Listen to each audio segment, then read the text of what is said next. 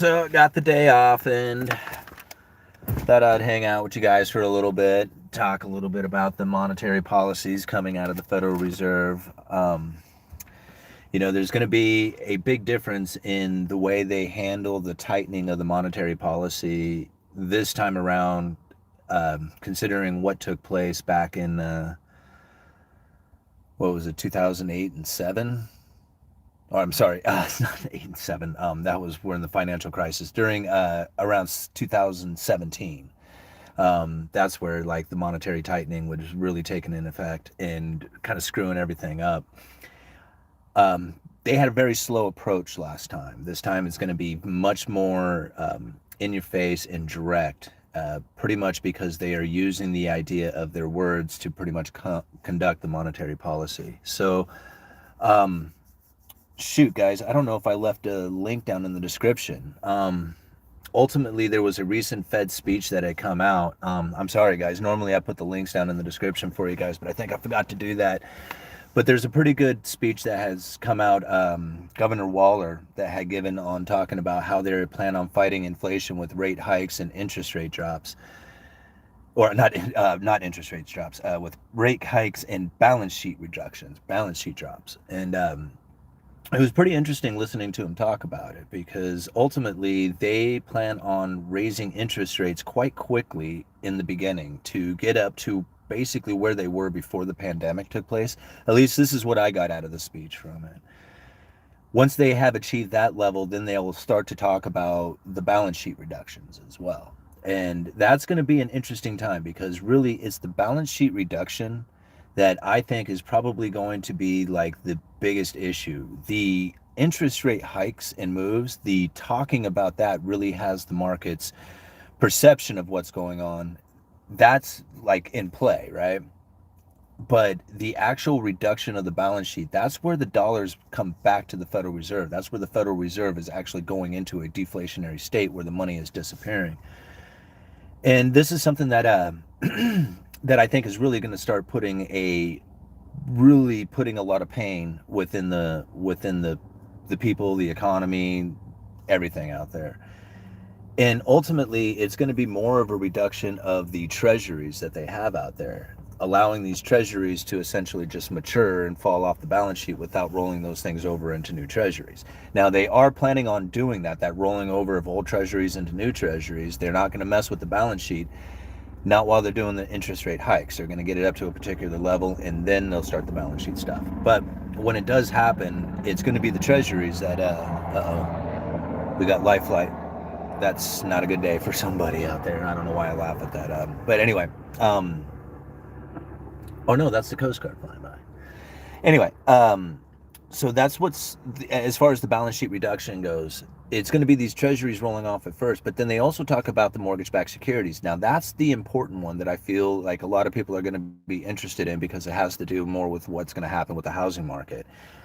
And ultimately, they're not going to mess with those mortgage-backed securities. Like, they're not going to buy or sell them. And then if you have interest rates moving up at the same time, the idea that you're going to have people going into refinancing is going to be a whole lot less. So you got to think like this mortgage-backed securities that are sitting on the Fed's balance sheet, if they don't sell those things, like outright sell them, then it would take like refinancing or early payments, like, just paying it off early in order for those things to come off the balance sheet of the Federal Reserve. So ultimately, they're probably going to end up holding on to this massive amount of mortgage-backed securities that they have purchased over the quantitative easing programs for quite some time, right? Going into the future. At least that's kind of what I was getting out of it when I was reading into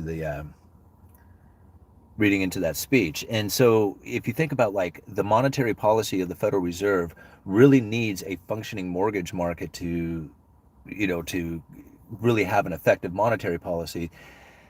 Holding onto those mortgage-backed securities for as long as possible is probably in their best interest as far as being able to conduct their monetary policy. You think about it, like if they were to go and start selling those mortgage-backed securities, those particular ones, then that would start dropping the price of those those mortgage securities and raising the interest rates, making it ever more difficult on the people out there to borrow money to buy homes with. So I just don't see where the Federal Reserve is going to act in any way as far as reduction of their balance sheet to mess with the mortgage-backed securities. All right. Anyways, what are you guys talking about? Nobody cares about NATO. Okay. Let's see here. What do you see happening with home builders currently building developments? Um, right now, I mean, at least for a lot of you, you know that I work at a lumber yard. I do building supplies, retail sales for a living. I sell building supplies.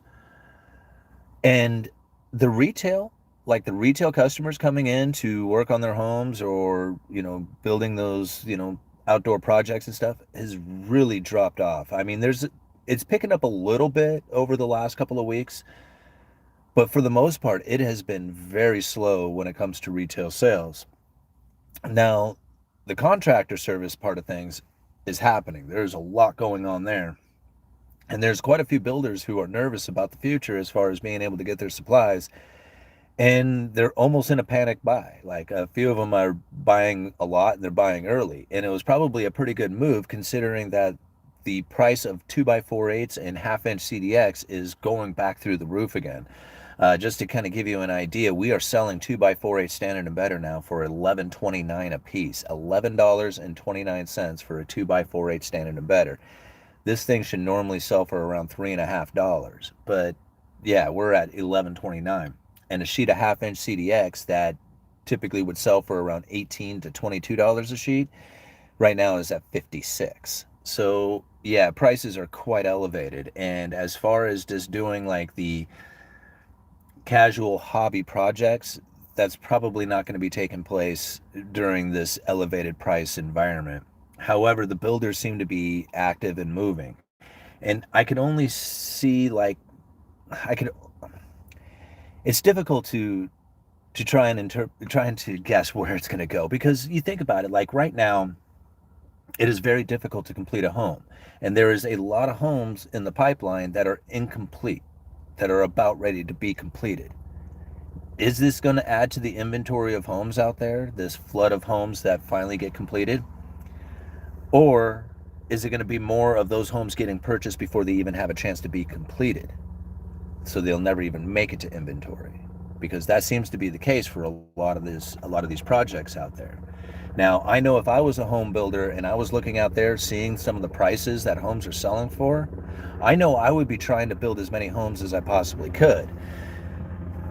But you're in a logistical nightmare. So if you can figure out the logistics of building a home right now, then you're probably going to do quite well, as far as home buildings go.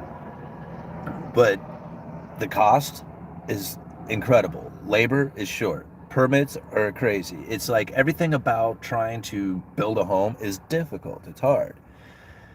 So, I don't know. I mean, I was just like, I was looking at the Zillow estimate on my house, and I know those things aren't exactly accurate, but it's ridiculous what I saw there, because ultimately, according to the Zillow estimate, the value of my house has gone up $10,000 a month every month since I bought it. Right? Does that make sense? Like, I mean, how long could that last? I can put $2,000 a month payments into a house that gets $10,000 worth of equity gain every month. I mean, how long could that possibly go on for before it finally just collapses? So, I mean, things like that shouldn't exist. Like that is something that shouldn't be taking place. So it's only a matter of time before that reverses course. How long it takes, how much it goes to, who knows? I mean, it could go much higher than that. So, yo, UE, why not excited about your new home? Won't it appreciate in value in a good way to hedge against inflation?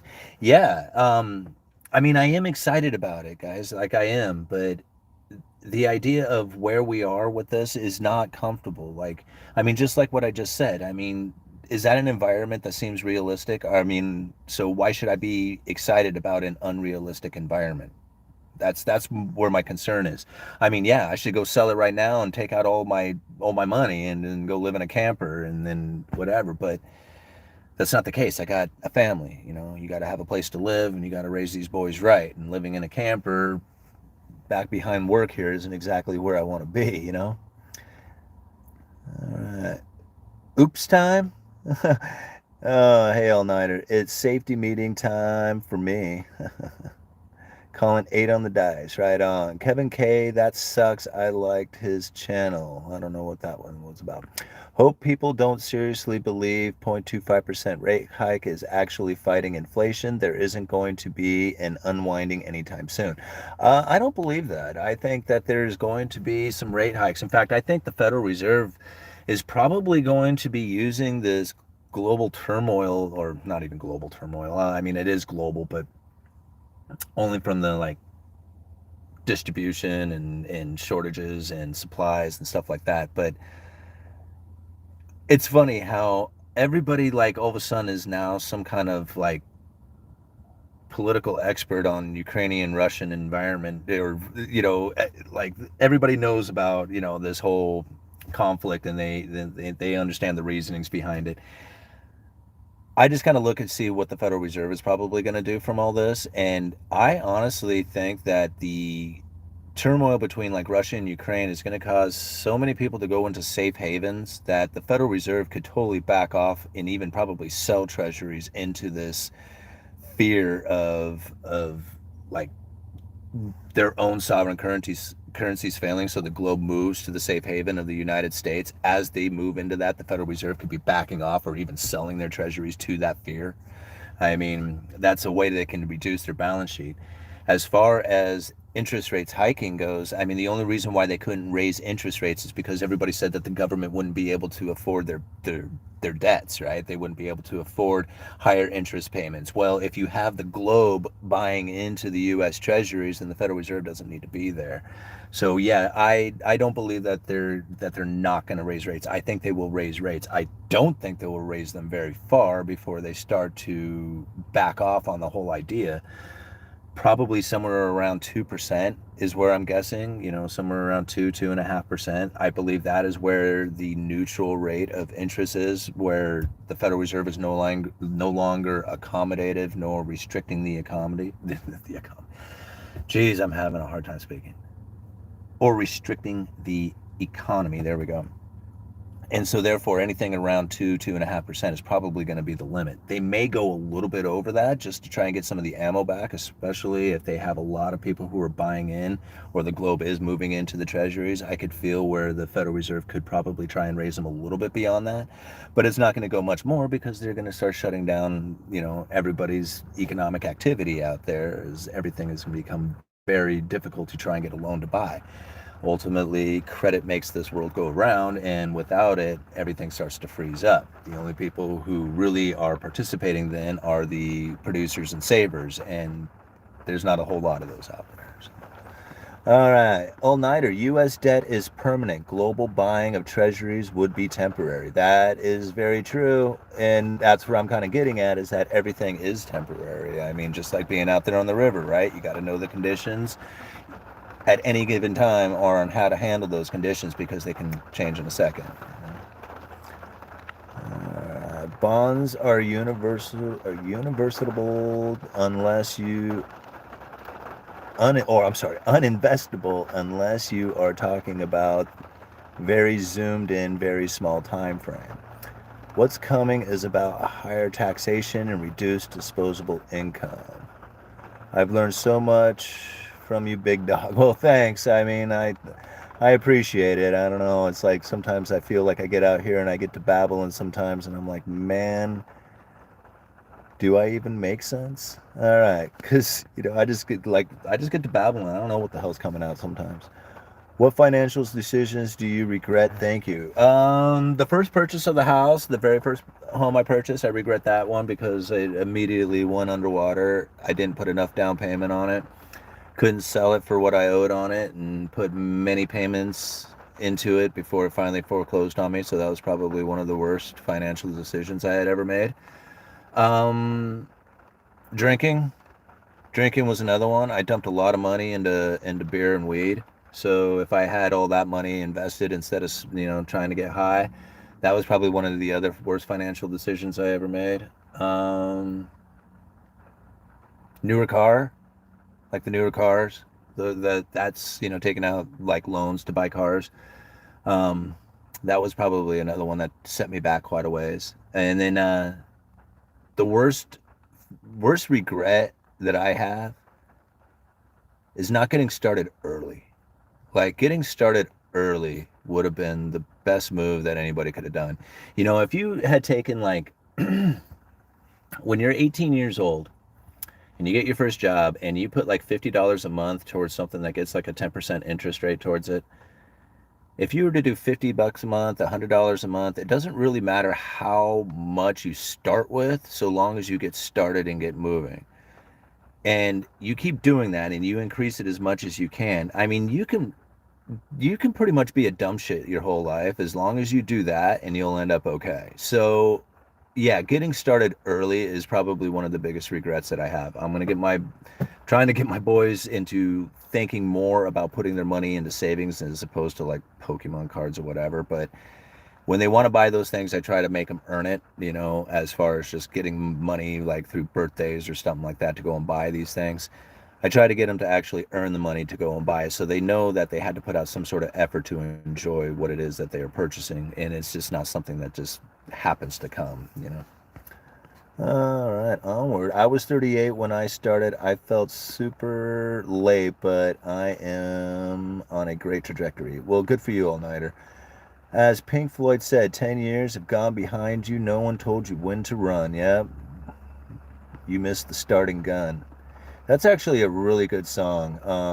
I've been thinking a lot about that song a lot lately. It's 45 years old, and I'm really trying to make it right here. But it's you're when you have nothing and you're late to the game, it's you don't have a whole lot of chances to mess up. You gotta do it right. And that's another reason why I'm so nervous about the house, is because it took so much out of me to get into it. And that if it I mean, luckily now I have like, it would have to really have a substantial drop in price in order for it to be like underwater. But still, it's just reaching so far out there. Cost of food and gas skyrocketing. Yeah, you tell yourself to run. Yeah. Let's see. I am 35 and have only bought metals. Well, that's good. When I was 35, that's all I had was metals. I didn't have anything else. Let's see. When you get really old, all that is left is wisdom. Yeah, I can see that. Let's cruise back up here a little way, see what we got. All these houses going up means nothing because every other house has gone up. It's fake wealth. Yeah, unless you pull it out. I mean, unless you pull the money out, it is fake wealth. Mine went up almost 20,000 since December, according to Zillow. Yeah, that's like the same for me. It's just like an ungodly amount that it's gone up. Right on. 241 of you guys. Thank you so much for hanging out here on the live stream. Be sure and hit the like button. That'll get more people into the live stream and more comments going. 236 of you. Yeah, there you go. Now you're hitting it. Appreciate it, guys. Hit that thumbs up and we'll get the algorithm moving around. It's the best thing that we can do here to keep the comments going and get a lot of people watching. Okay, wait for the foreclosures. Yeah, and that would be like, is that wave of foreclosures coming? Like, this is one of the thoughts that had come from all the like forbearances and people not making their payments, is that there was going to be this big assumption that people were going to be like foreclosing on all these homes. Like once the forbearance end and they weren't able to refinance their homes or couldn't make all the back payments, that they would end up going into foreclosure. The only problem is with that idea, because I thought very much the same thing. The only problem is that we just talked about it, home prices are through the roof, and so even if you can't make your payments and you can't make the house, the back payments and everything, you just sell the home.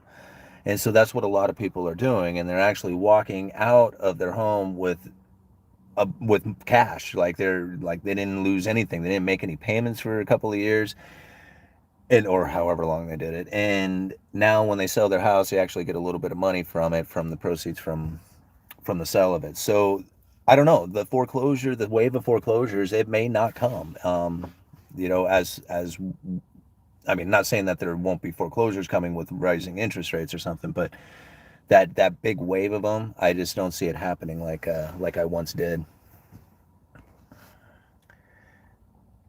You're really not getting the message. Okay. Big companies are ready to pounce on all the foreclosures. Again, you know, if they come, right? I mean, why let your house go into foreclosure if you could sell it? I mean, that would be the guess behind it, or the question. So much help for the people in forbearance modes, deferments, and if you don't qualify, you have HAF. How's Bitcoin doing? I don't know. How is Bitcoin doing today? I didn't even look. We held cash to gobble up the houses. Are they already here? Are people selling or refinancing their homes? Well, I'm assuming that there's probably a lot less of both taking place. I mean, if you go and look at some of the articles out there talking about mortgage lenders laying off a lot of their people because they're not going to need as many people to deal with all the wave of refinancing as you have interest rates going up. There won't be as much of it happening. So I don't know. Are people selling or refinancing? I would imagine that more people would be selling than refinancing. All right. 43K. I bought my first bit of bullion today. Hope I didn't just pick it up at the worst time. Well, if you're just picking up a little bit of bullion, I wouldn't stress it too much. Simply because, like, if you were going to pick up a little bit today and a little bit tomorrow and a little bit, and, going into the future, then you're dollar cost averaging in.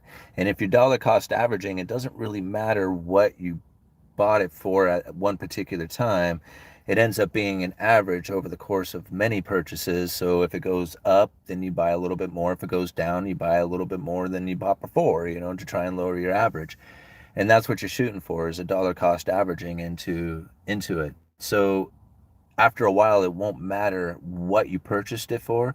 The only thing will matter is how many do you have.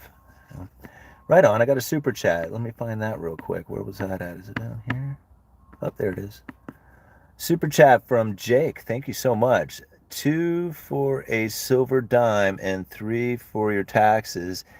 Keep up, the vids are great. Hey, thank you very much, Jake. I really appreciate that. Yeah, I found a silver dime in the till the other day at work, and that was pretty cool. I actually saw it in there, and I spun the dimes around a little bit and pulled it out and see if there was any others. But yeah, 1964 dime. Yeah, that's pretty cool. You don't find a whole lot of silver in the change very often, but occasionally you get one, and yeah, that was the first one we've seen in quite some time.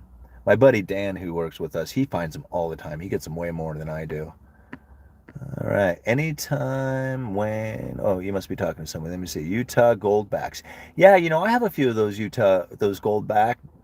They look like a chunk of, like, foil or something, but they're almost like a dollar bill, but they're made of gold. And they have, like, a certain weight to them, too. So, like, when you're handing these things off, it's like either 1/100th of an ounce or 1/10th of an ounce, and they're like already in like a set kind of weight, and then really convenient in the look of like having a bill. So like it actually has like a number written on it that you could hand over.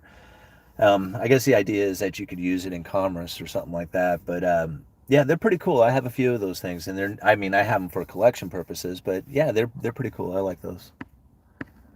All right. Yeah, goldbacks are interesting. Uneducated. I hope home prices go down 25% in California so I can afford to buy one. Yeah. I was just thinking, even if they were to drop 25% from right here, I still don't think I would be underwater on my house. Like, that's how much, like, well, for one, that's how much they made me put down on the damn thing.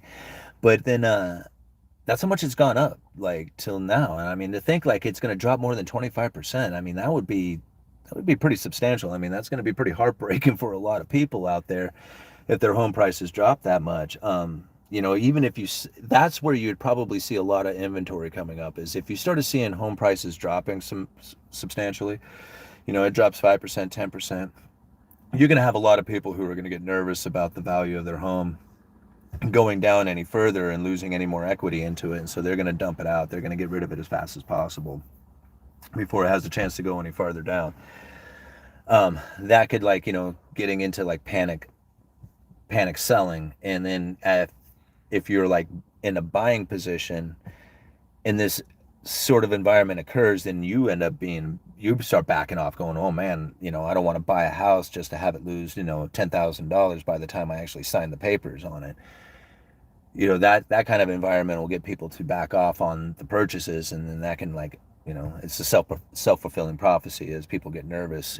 Just like inflation is somewhat self-fulfilling in itself, is that most of it is due to inflation expectations, where people anticipate the prices going up, and so they hurry up and buy something or buy those items before they have a chance to go up, or even buy more than what they were looking for, just to keep, so they have it on hand before the chances of the prices going up. Doing all this, hoarding up on the items, buying before you even were ready to buy, all this stuff starts pushing the inflation up. It starts causing the prices to go up. Ends up being like this self-fulfilling prophecy. So anyhow, let's move on. All right, psychology is a hell of a drug. Yes, it is, all-nighters. So can easily have take over. So you can, anyway. Even harder on digestive system. This time, on top of your home price, your mortgage will gains value now, since you mostly likely have a sub 3%.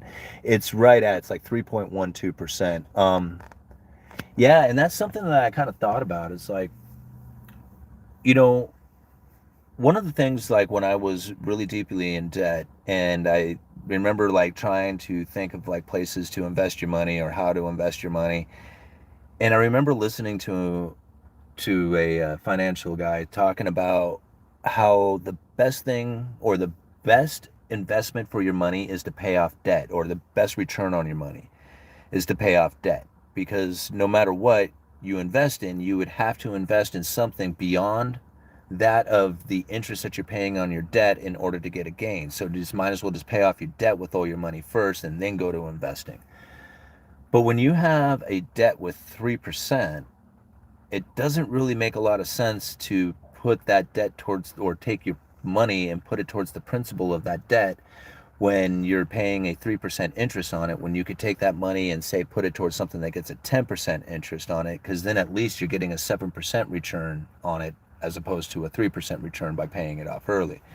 Does that kind of make sense? So having a very low mortgage rate, like a 3%, like I do, it doesn't give you a lot of incentive to pay off your mortgage early. In fact, I'm almost like of the mind that you might as well not even make principal payments. You should just take out an interest-only payment, use all the money that you would have done towards the principal, put it towards investments. If you did it well enough, you could probably earn enough in 10 years or so to pay off the entire house. So, yeah, I don't know. I mean, there's a lot of ways to play your money. I heard from a friend who said he had one of his employees apply for a PPP along with 3 other people in their household. They all got approved for $20K. Shake my head. Yeah, it also makes me wonder if a lot of those people aren't going to end up paying it back. They just kind of gave that money out to everybody. It was like, here, and they just, pretty much just fill the sluices with money because we need to get it out there rolling. We'll figure out all the fraudulent stuff later and try and, get it back. Still curious on how any of that might happen, but I would not chase yield now, but would save money to side and buy when there is a much better opportunity. Yeah, I would have said that too. I mean, I would have said that too, but now here it is, like 3 months later, and I would have had to pay $40,000 more for the house that I'm living in, and that doesn't make any sense, right? So yeah, you could sit on it, but how long are you going to sit on it for? And then how much of a drop are you gonna anticipate? Like, even a 25% drop right now, like I was saying, would put me pretty much at where I am owing on my house, which is still just I shake my head at that. That doesn't make, that doesn't make any sense. considering I've only been there a couple of months. All right. Make the right political contribution and you get to keep the app. Okay. My home assessment went up 39% this year. My neighbor has 4 or 5 income streams. He and his wife both have full-time jobs and they sell crack and work for the police undercover. Well, they must have it really going on. Popular, I bet. I bet you they're a popular couple. Buy rubles after Putin and Russia surrender, and the rebound will be Yugi. Yeah, I guess that's probably investing in a depleted. Jesus, what do I have? A hair hanging off of me? All right. You're so losing and you don't realize it yet, brothers and sisters. I did not mean house. I meant the comment about buying now, investment versus paying debt. Um, Ultimately, I guess probably being out of debt is the best position you could be in. Like, I mean, I wouldn't want to be in debt. Right? I like having the house, but in order to get the house, I had to go into debt to do it. I would rather be out of debt. I think that would to me, I would probably feel more comfortable being out of debt and renting, knowing that I had a huge substantial like savings or investment or something. I would be more comfortable renting and having an investment that I knew was going to be doing well than to have absolutely nothing and trying to buy a house. I mean, that's me. I guess everybody's different on that. There was so many people who told me that there is no better investment than buying into a house, and I'm thinking, you guys are nuts. You know what kind of environment this is? But then it goes up $40,000 in 4 months. So what am I? Who am I to? I'm not an investor, guys. This is not an investment channel. All right. Out of debt means you can work for less. Yeah, that's true. It means you can work for less. Consider paying student loans aggressively. Yeah, I don't have any student loans, luckily. I never went to college, so. 2 options, hyperinflation or Fed raises rates at least 10% to stop it and collapse everything. What route you think they'll take? Um, I mean, again, I think a lot of it is going to end up, depending on how the people react to the situation. Ultimately, the Federal Reserve and the raising of interest rates, that's not going to have any impact on the economy for months down the road, but the people are going to, and the markets are going to react big time to it. And then we don't know how big the Ukrainian Russian thing can get. Will it start bleeding into other nations fighting and other, fight for shipping channels or whatever? I mean, these things will have a major impact on what the Federal Reserve is going to do as far as monetary policy goes once the markets start reacting to that news or start reacting to, the conditions of what's happening. So it's going to be very difficult to know. I honestly feel that people are going to run to that safe haven. I think they're going to look to the U.S. Treasury to try and find a place to put their wealth, and that's what they're going to seek, only because that's what they have always done.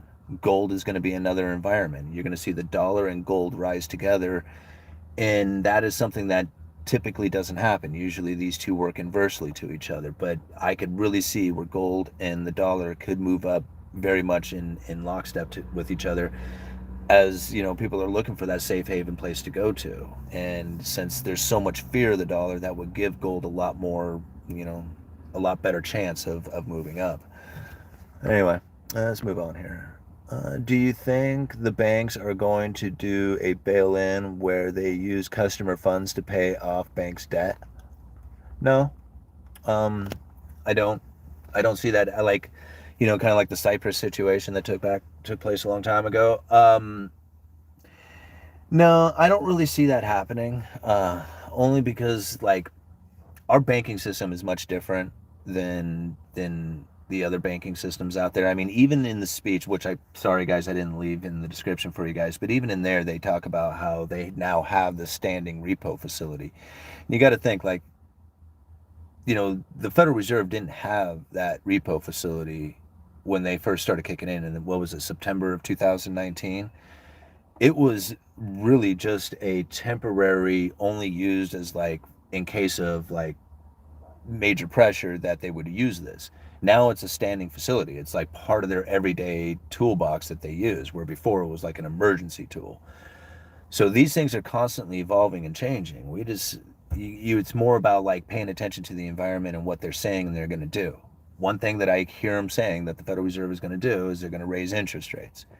At some point, once they get up to around 1 to 1.2% on the Fed funds level, they're going to start considering the balance sheet reduction. Right?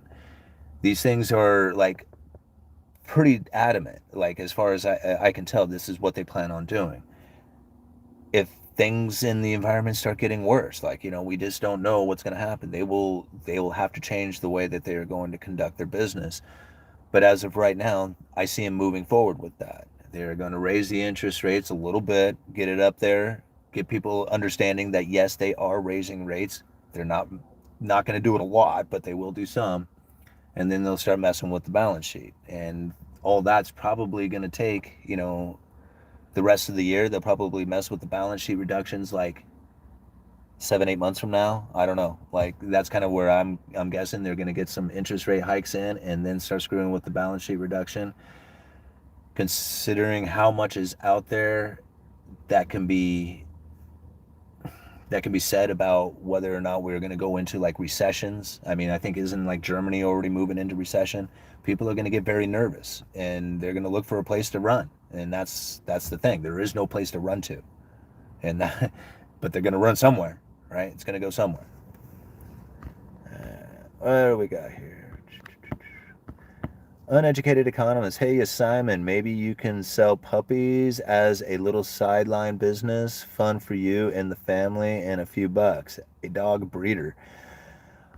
Yeah, I guess. I've seen people do that. Got these stinky puppies all over the place. I don't know. Puppies are cute. Every other currency can go to negative, but as the reserve currency, the US can't, but it's near close to having to. Yeah, maybe. Baby birds are cheap. Yeah. I was thinking raising birds would be a lot of fun. I used to raise chickens a lot, so I think raising birds would be fun. Would you choose tax rates or political stability as the primary reason for choosing to move somewhere else? I don't know. I don't know.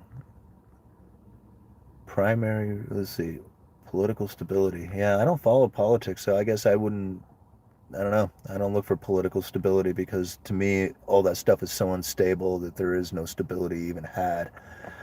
I'd like to do the same way. Let's see, gold. Can't use BTC as people won't work for it. It's only a Ponzi.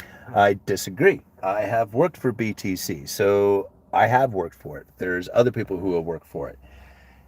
Can't just say it and imagine it not to be real. I mean, Bitcoin could be a Ponzi scheme. That's true. I mean, but a Ponzi scheme has to have a constant new people coming in, buying in to make it work. Bitcoin will work regardless of the price. Okay. Just because people are anticipating that they're going to be making a bunch of money off of it doesn't necessarily make it a Ponzi scheme, right? The Bitcoin protocol means that it will operate. And whether it's selling for $10 a coin or $10,000 a coin or $10 million a coin, the operation of the Bitcoin protocol still exists. So, I mean, in order for a Ponzi scheme to work, you have to have a constant increase of money going into it, or else the whole thing collapses, right? The Bitcoin price could collapse, but Bitcoin will still operate. Let's see here. I saw an opposite effect soon after the invasion. Gold shot up and did come back down to its average level, but majority of people were not selling, mainly local. Everyone is holding on to their precious metals. Yeah, I can see that. There was one of our viewers here who is from Cuba. He talked about how his family had gold, and when they first had like the Russia kind of thing coming in and messing with their government or whatever. I don't know exactly what happened back then. He was talking about it, and he talked about how like the schools had like this abundance of food coming in, and they had these muffins, right? They talked about these. He talked about these muffins coming in, and they had so many muffins that came into the school for these kids to eat that there was like just an overabundance of them, and they would throw these muffins at each other and have muffin wars, right? But then things started to collapse and everything went to hell. And his family had gold. Like they had gold, like in case of emergency. And when there was nothing to eat and they were starving, they gave up that gold right away for food. And so it didn't really help them out that much. I mean, it helped them out. Luckily, they had some, but they did not get the vast amount of like abundance from a collapsed environment, a collapsed economy that gold would you would think would provide. I mean, these people, they were starving and they gave it up. They gave it up for food right away. Anyway, let's see here. I think more hikes will happen than people think. Um, yeah, it very well could. Atlanta Fed predicts zero GDP growth. Yeah, I can believe it's I can believe anything at this point. I mean, we don't know, like I said, we don't know what's going to happen with in 6 months. In 6 months, the entire outlook of everything could have completely changed. We could be like, there could be some bombs dropping all over the place that we don't never anticipated happening here, or everything could have faded away and there's no more invasions taking place and stuff like that. Those are going to be two very different environments that people are going to be working in, and it's just hard to say where it's going to go. That's one of the reasons why I've gotten into the places that I go. People ask me a long time ago, what is it that I put my money towards, and it's always been the same answer. I put it into gold, silver, crypto, and cash. That's where I go. I'm more of a saver, not necessarily an investor, because I'm looking for conditions like this. Like if you're an investor, you tie your money up and you start losing out on your investment, especially if you have one that's very illiquid, where you have a hard time getting in and out of it. Bonds, like corporate bonds, are very illiquid when it's a downturn market. On the way up, everybody's selling, everybody's buying. It's like no problem. You can get in and out when the prices are moving up. The moment that it reverses and goes the other way, now it's not so easy to get out of that position any longer. All right, 343 of you. Be sure and hit the like button, guys. I really appreciate it. It gets a lot more of you in here commenting. So, the system can squeeze all the forms of wealth, money, currency, gold, silver from man. The system cannot take skill and knowledge of how to care for yourself and yours. Period. Learn real life skills. Now that is a good piece of advice right there. The more you know, the better off. The more skills you have, the better it is. And then I would like to add to that is that the people the networking that you can do. If you do not have the skills, if you do not have the means, find somebody who does and figure out how to share with them. Figure out what it is that they need in their life that you can help provide for them, and then you have that skill that they have. It's all about networking and building it up. I mean, you're absolutely right about that. Skills are everything. All right, I'm actually concerned about nuclear war because of our leaders. We have such clowns in charge.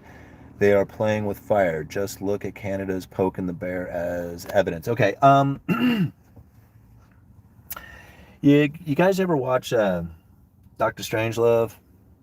Right? It's that old like 60s movie, it's an old black and white movie. It's really funny. I like watching it.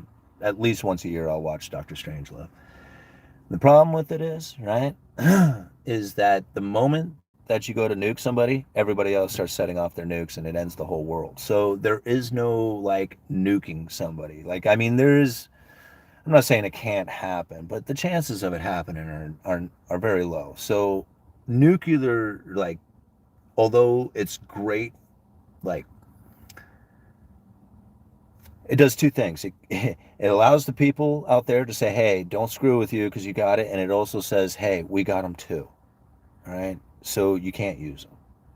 So that's the whole point. Like once you have them, then it's just like, it's almost makes them like incapable of being used. This whole thing was set up a while ago. I was reading articles coming out of like, and of course, all of it's propaganda, but just assuming that some of it, I guess, is accurate. But I'm reading out of the reading that China had pretty much convinced Russia not to invade Ukraine prior to the Olympics and to wait till after the Olympics to not screw things up too much. When you think about it on that sort of scale, it's just like, okay, so they knew. I mean, there's people who knew that this was happening. And if China was aware of it long before the Olympics that Russia was planning on invading Ukraine, then other nations knew it, right? I mean, it's not like this was a secret that all of a sudden this took place. I mean, everybody knew about it. It's just now they have to react to it because it's actually happening. So I don't know. When it comes to nuclear war, I'm less worried about actual nuclear war as I am about a complete economic fallout. That would have me more concerned about it. Like, and it's not so much concern for myself because like I'm not really invested heavily into things that would be like a third party claim. Like I have, well, I mean, guess the cash, cash in the bank would be like the third party claim. But when you have gold and crypto, you're less concerned about what's going to take place out there within the banking system. It has less concern about it. I mean, you are concerned about what the price of that is, but you're not concerned about losing it, like the actual amount that you have. People who have that third party claim, you're heavily invested in bonds. I mean, just look at Russia right. Excuse me, just look at Russia right now. And they're not paying the coupons on to foreigners who own their bonds, and they're not paying the principal on them, right? So you can't, like, if you're a foreigner who holds Russian debt, it's worthless. It's worthless to you. So what's even, what would be the point of even holding that? Much better position to have gold and cryptos and stuff. Well, guys, I need to put this back here or else my phone's gonna heat up. Shut up. Oh, hey, right on. There's another super chat. Oops. Let's go find that super chat. Here it is. All right. Come from Greg. Thank you very much, Greg. $5 for your chicken empire. Hey, I really appreciate that. Thank you. Yeah, I need to work on the chickens. I'm gonna get like 5 birds to start with. Just 5 laying hens. And then I would like to have a couple of ducks because I think ducks are fun. They eat all the slugs and stuff around the property and they don't tear up your garden as bad as like the chickens do. But yeah, getting a couple of chickens and ducks. And then I thought the idea of raising quail. I think raising quail for quail eggs, I think that would be like a lot of fun. And you do those mostly in cages. So that's kind of like my idea for the bird hobby. And then microgreens. I think that would be the other one to try and start, is doing the microgreens in one of those containers that I have. So those are kind of like my ideas as far as maybe, doing some sort of, like, the birds wouldn't necessarily be a business, but the microgreens could be. And not to mention it would be a fun hobby for the family to work on. All right, let's go down here. Great point about Treasury could sell off and flight to safety due to war. Yeah. That's the other thing. Like when you see the reports of the mass foreign selling of treasuries, think about that for just a minute. Are they really trying to get out of the dollar, or are they trying to get into cash? And what's the easiest way to get a hold of cash? Is to sell treasuries. Treasuries are one of the most liquid items that are out there. They are very close to cash. So if you're like a foreign nation who has issued out debt in dollars and you need dollars and you hold treasuries, well, then that's the fastest way to get cash, is to sell those treasuries off. So when you see those reports and you see those articles out there, think about that as far as one of the ideas or strategies that may be taking place at the time. It may not just be getting out of U.S. debt. It may be trying to get into cash. All right. $6-7 gas is coming. Yeah, it's already in Portland. I was reading a report about that. There's a gas station in Portland, Oregon that's selling gallons of gas for $6. Holy moly, they're $4.19 at the gas station right here on the corner. I saw that before I parked back here. But man, that's incredible. I mean, we're talking some really expensive gas. Luckily, I have some really efficient driving cars. This old Toyota here, it gets like, I don't know, 30 miles to the gallon or something. In my opinion, people should hold several assets. Love my metals. Yeah, I agree. Bite the BTC fast, get reeled in slow.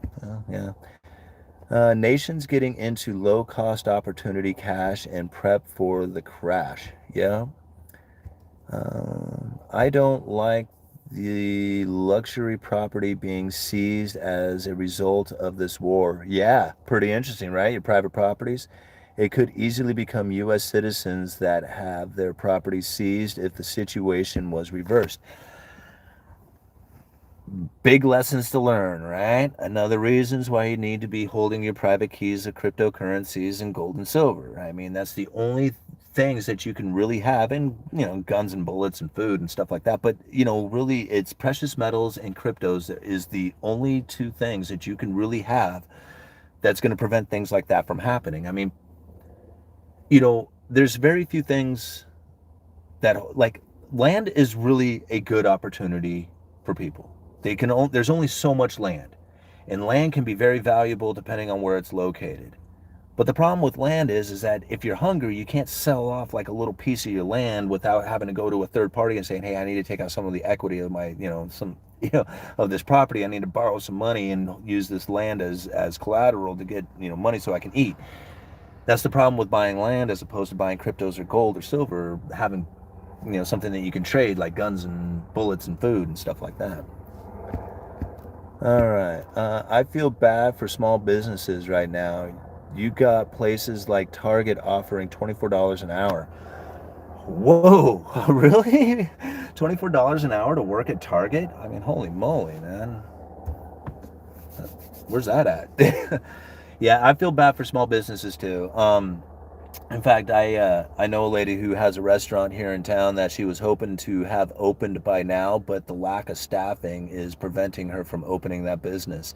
So yeah, there's a business right there that is not, the doors are shut on it simply because of the lack of staffing and the availability of people. And her other restaurants, although is succeeding right now. I mean, they're up in operation. It's difficult. The staffing again is very difficult to keep people, in the store, in the restaurant as far as the wait staff and the cook crew. It's both of them are just very difficult to keep people regularly there. And it's not from the pay. I mean, the pay is good. It's just I think a lot of it has to do with the location here just not really providing any place for people to live. Like there is no places to rent, and the places that are for rent are just so damn expensive. It doesn't make any sense that, to work a regular job and try and live here is just so difficult. So I could see where that's probably one of the major reasons that it's, that people are having difficulties. But we have like, a lot of the jobs that are moving in here are a lot of higher paying jobs, the hospital, like the hospital expansion. The medical district in Astoria is growing quite extensively. It is very big. And so now we have a lot of like, nurses, doctors, lawyers, we have a cancer treatment centers here and stuff like that. So these type of professions generally pay a lot more. And when you're first moving here and you're not buying, you're renting, and if you make good income, then you can pay higher rents. Well, that leaves the people who are working at a restaurant kind of out of the game as far as availability on places go. They're trying to work on that right now. They have this like low income housing development thing that they're trying to work on, but I don't know, there's a lot of backlash coming from that. Anyway, let's move on here. 374 reviews, 200 likes, many comments. Holy moly, there's a lot of comments going on here. Can you short BTC? If you could, you would make millions. Yeah, it's possible. I think there's ways to short it. There's probably, brokerages out there and stuff like that who would probably allow you to short BTC. I always thought that Jesse Hansen. Okay, let's see here. Question. My situation is I owe $200,000 on a mortgage with 3% interest. Now the home value is $370,000. Should I cash refi so that I can have the cash on hand? What are you going to do with it? What are you going to do with that cash? Medic, do the math from 3.2 up to 4%. It's relatively insignificant. All right, the price of gas is bad when you get 15 miles per gallon. Yeah, that I can believe that. I see some of these big old trucks out there, and I'm thinking, holy moly, man, it must be really hard for you guys to drive all over the place with that thing. Like, This car, I mean, I fill it up once a week or whatever, and I just drive it around. It doesn't cost that much to fill it, even at today's prices. I mean, it's shocking when you fill it up, but it's not like, it's the end of the world or something. So yeah, driving a really efficient, crappy little car, that's another way you make a lot of money. You can become rich by driving pieces of shit. People are getting property tax assessments and their payments have gone up like 30-40% because of inflation and soaring asset prices. Yeah. Did I say assets? Is that a word? $100 per barrel. Yeah, going up. When I worked in the sperm bank, I deposited millions. Yeah. I get 14.5 gallon, run 93, got a full tank. A small town in Nebraska has so many healthcare and assisted living facilities. Gas is $4.79 in Hawaii. People are oh, we just read that one. Let's see. People are just trying to survive. What's the food scene like in Portland? What do you mean? Like, are you talking about like the availability of food, or are you just talking about like all the like small restaurants and small businesses that are shutting down due to the fact that the homeless is just running rampant and causing crimes and vandalizing and throwing garbage everywhere, and people are just not wanting to go back to work in the office, so these small businesses in downtown Portland are suffering from it, restaurants being one of them. Is that what you're talking about? I mean, but as far as food, like, I mean, I see food prices going up, and every once in a while, I see like some shelves or maybe some of the meat department at Safeway might have like a low supply of something. But for the most part, I really haven't seen like the massive shortages that I would have anticipated. Prices are moved up quite a bit. One of the things, my wife, she works at the co-op, so they source out a lot of the food that they sell through there as close to the store as possible. So when you do that and you don't have as much supply chain issues as far as trying to distribute from further distances, when you source out locally or more close to the store, then you have a tendency to have more, like, less ideas of shortages taking place just because you're not having to deal with such supply chain issues. All right. The best thing to do is to stay out of debt and limit spending. The prices of food and gas will impact us. Yeah, that's very true. Like, ultimately, I know a lot of people who pretty much, live paycheck to paycheck, and that's a difficult position to be in because when the prices start to move up, your paychecks just aren't going to make it any further. And that's really where, like, a few years ago, I really tried to, put my life into a position in which that my income was more than my debts and bills, and then try to maintain that as long as I can, um, and then try to increase as much like side income as I could get. I mean, shit, there was a time I worked 3 jobs. And even today, I mean, if you think about it, I have my main job, I call bingo, I do YouTube. So I still really have 3 jobs. And there was a time when I used to mow lawns and, do construction kind of work on the side. I mean, there was a time when I had a lot of money sources that are out there. I mean, it didn't matter how many sources I had or how much money I made. I still was like massively in debt. So it all went to paying debts off. But once you got it done, then you can kind of relax a little bit and you didn't have to earn as much, and, made like doing these YouTube videos a whole lot, easier and funner to do. Same thing with calling bingo. When you didn't have to do it, you get to do it. It's a lot better than, when you're forced into something, especially like having to go to a job that you hate. A lot of people ended up taking on positions that paid so well, but they really didn't like the job, and then they grow accustomed to that money, and now they're stuck. Like, they can't leave their job because they can't lower their standard of living, and that's a bummer. Like, that's a really bummer position to be in. So yeah, keep your spending, your expenses as low as possible. That's like really probably the biggest ticket, because it doesn't really matter how much you earn. Like, it doesn't matter how much you earn. It only matters how much you can save. I mean, what difference does it make if you make $100,000 a year and you can't save any of it? But if you can earn $40,000 a year and save $10,000 a year, that's huge. I mean, that's a massive benefit to you. I mean, not only do you get to relax a little bit better as far as being able to sleep at night when odd bills or, car breaks down or something like that, you're not stressing for it. You have the money on hand. That sort of life is much better than trying to earn as much money as you possibly can and then spending it all every month. I mean, yeah, it just doesn't work out. All right, rambling on to the next question. So true. It's about how much is yours after being paid. That's it. I mean, yeah. I mean, it doesn't matter how much you earn. It just simply doesn't matter. The only thing that matters is how much you can save.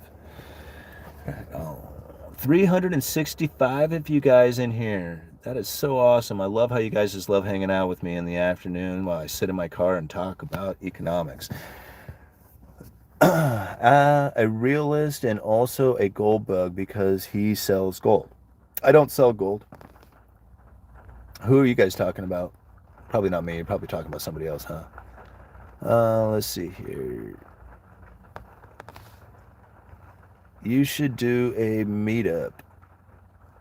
That's one of the things that we talked about, guys, is like maybe like doing a once a week meetup here in Astoria, like maybe at a coffee shop or at a bar or something like that. And I talked about it. I was going to do it, and then I kind of had other plans going on, and so I couldn't commit to the idea. But I think that would be a lot of fun, like on Thursdays, like say, around this time or whatever, we just pick a different coffee shop here in Astoria to meet up at and, see who shows up. I mean, probably nobody. I'll just sit there and read a book to myself. Maybe I'll start reading because I don't read.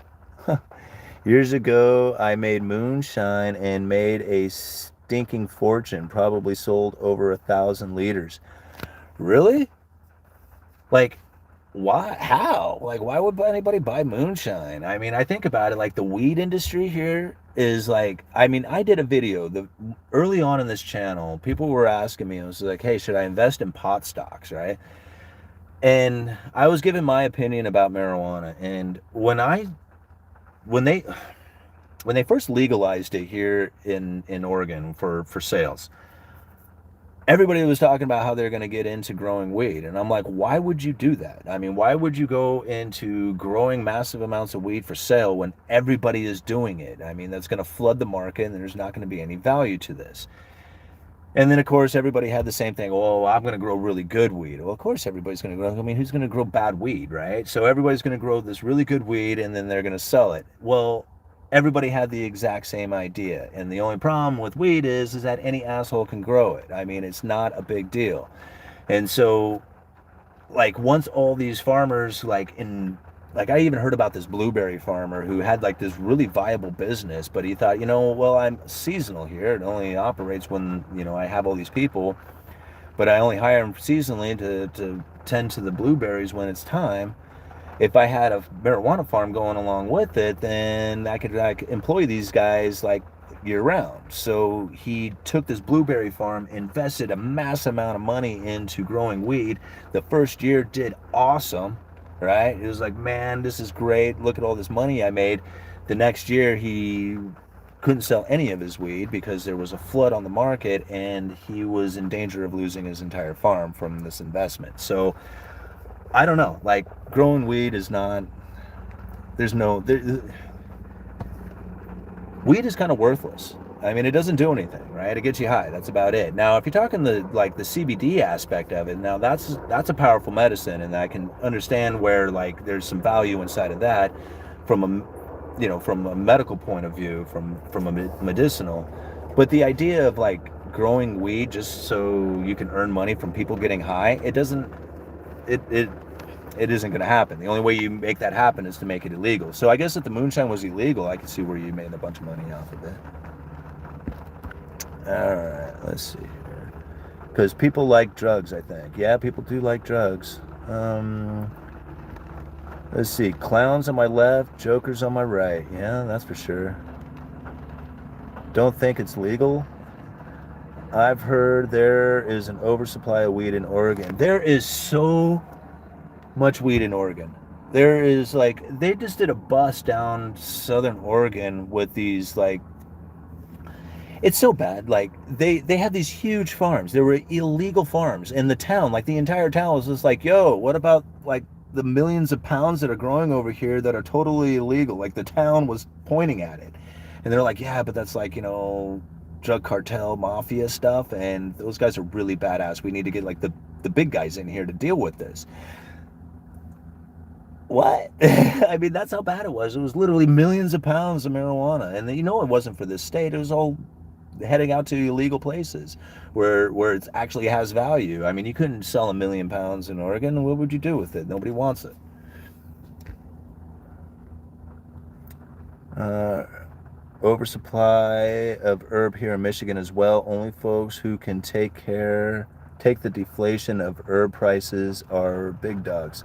Small operations are getting squeezed out. Yeah, same thing happening here as well. Like the small dispensaries are probably not going to be doing very well, considering that the markup on this weed is so low in order to stay competitive with the all the rest of the dispensaries that are out there. I mean, I don't even know how many dispensaries are here in Astoria or in the county now, but yeah, there's one liquor store and like 8 dispensaries or something. All right, the people who worry about $300 are being outbid and always will. Oh, that must be 300,000. I don't know. Wheat grows good because of all of the rain. Um, yeah, I don't know.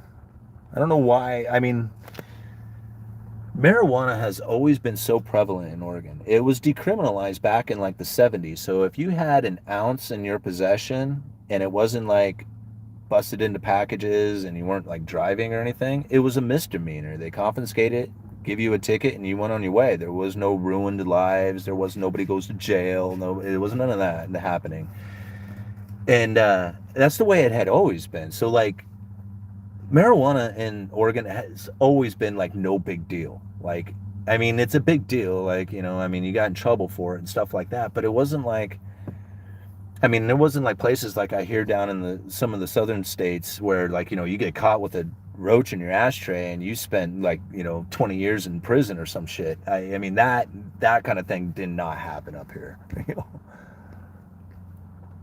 Illegal is just a sick bird, man. All-nighter if that ain't the truth. Damn West Coast hippies, right? I don't understand all these hippies out here. Damn us guys. All right. Dad didn't pay a dime into state pension employee contribution until 2000. Let's see here. The U.S. debt cannot be repaid. Yeah, I don't think they have any intentions on repaying it.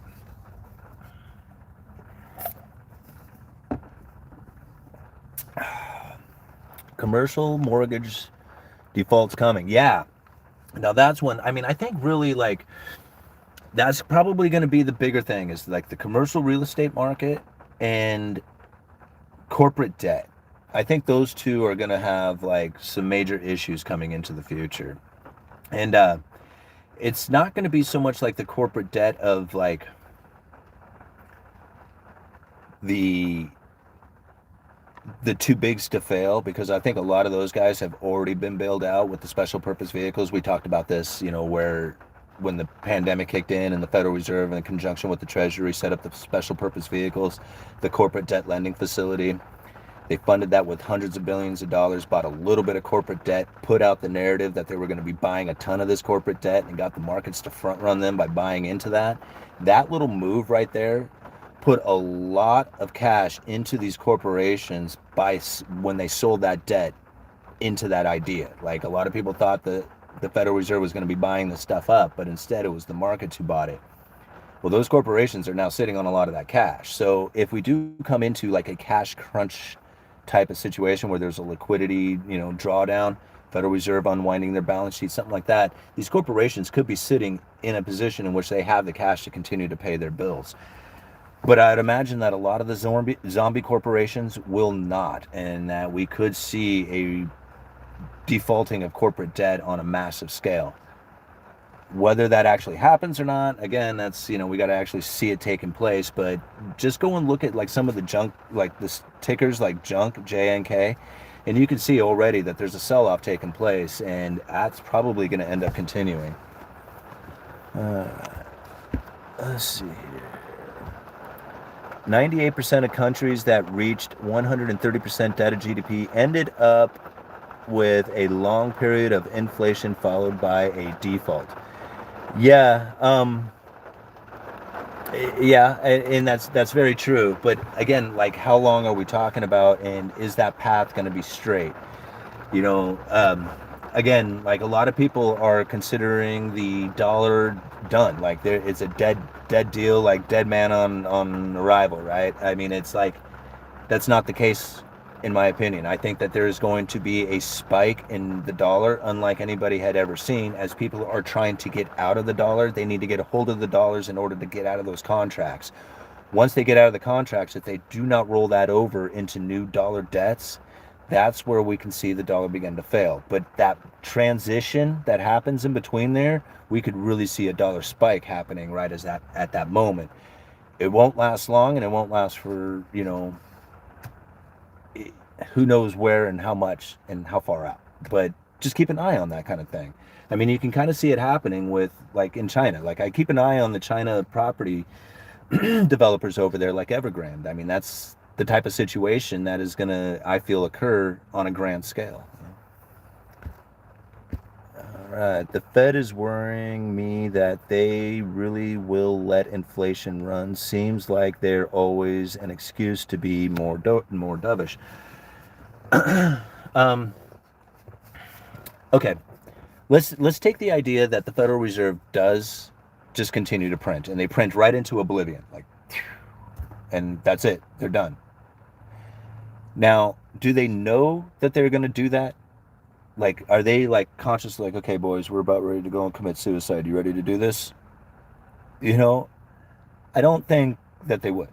If they were politicians, I could see that happening. Like, they need to get the vote, and they're doing whatever it is that they feel that the people want to hear them do. But when it comes to a private banking organization with private profit and, private decision making, business decision makings, I don't think that they would do that on purpose. I don't think that they would go and just literally print themselves right into oblivion and then shut the doors. Some people might feel that. Some people might say, no, that's their plan. That's what they intend on doing. And then all the super rich people will have everything, and all the rest of us will be in Mad Max scenario. There's a lot of people who believe that kind of thing happening.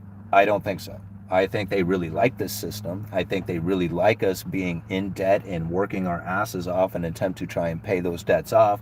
And I think that they would love to keep that type of kind of thing going indefinitely. I mean, especially if they could get it into a central bank digital currency, now you really don't have any other choice. So, no, I think that they will try and maintain the system. I think part of that is, raising of interest rates and balance sheet reductions and basically causing pain. Like, think about it. You either have drugs being on high, or you're off of drugs and you feel pain. Which one is it, right? Monetary easy, monetary tightening. So, let's see here. China is containing itself from the outside world. It's scary to think they are positioning themselves for an advantage. I don't know how well China can actually maintain themselves within their own borders. Like, I mean, I guess they could. I mean, there is anything possible. They have resources and stuff.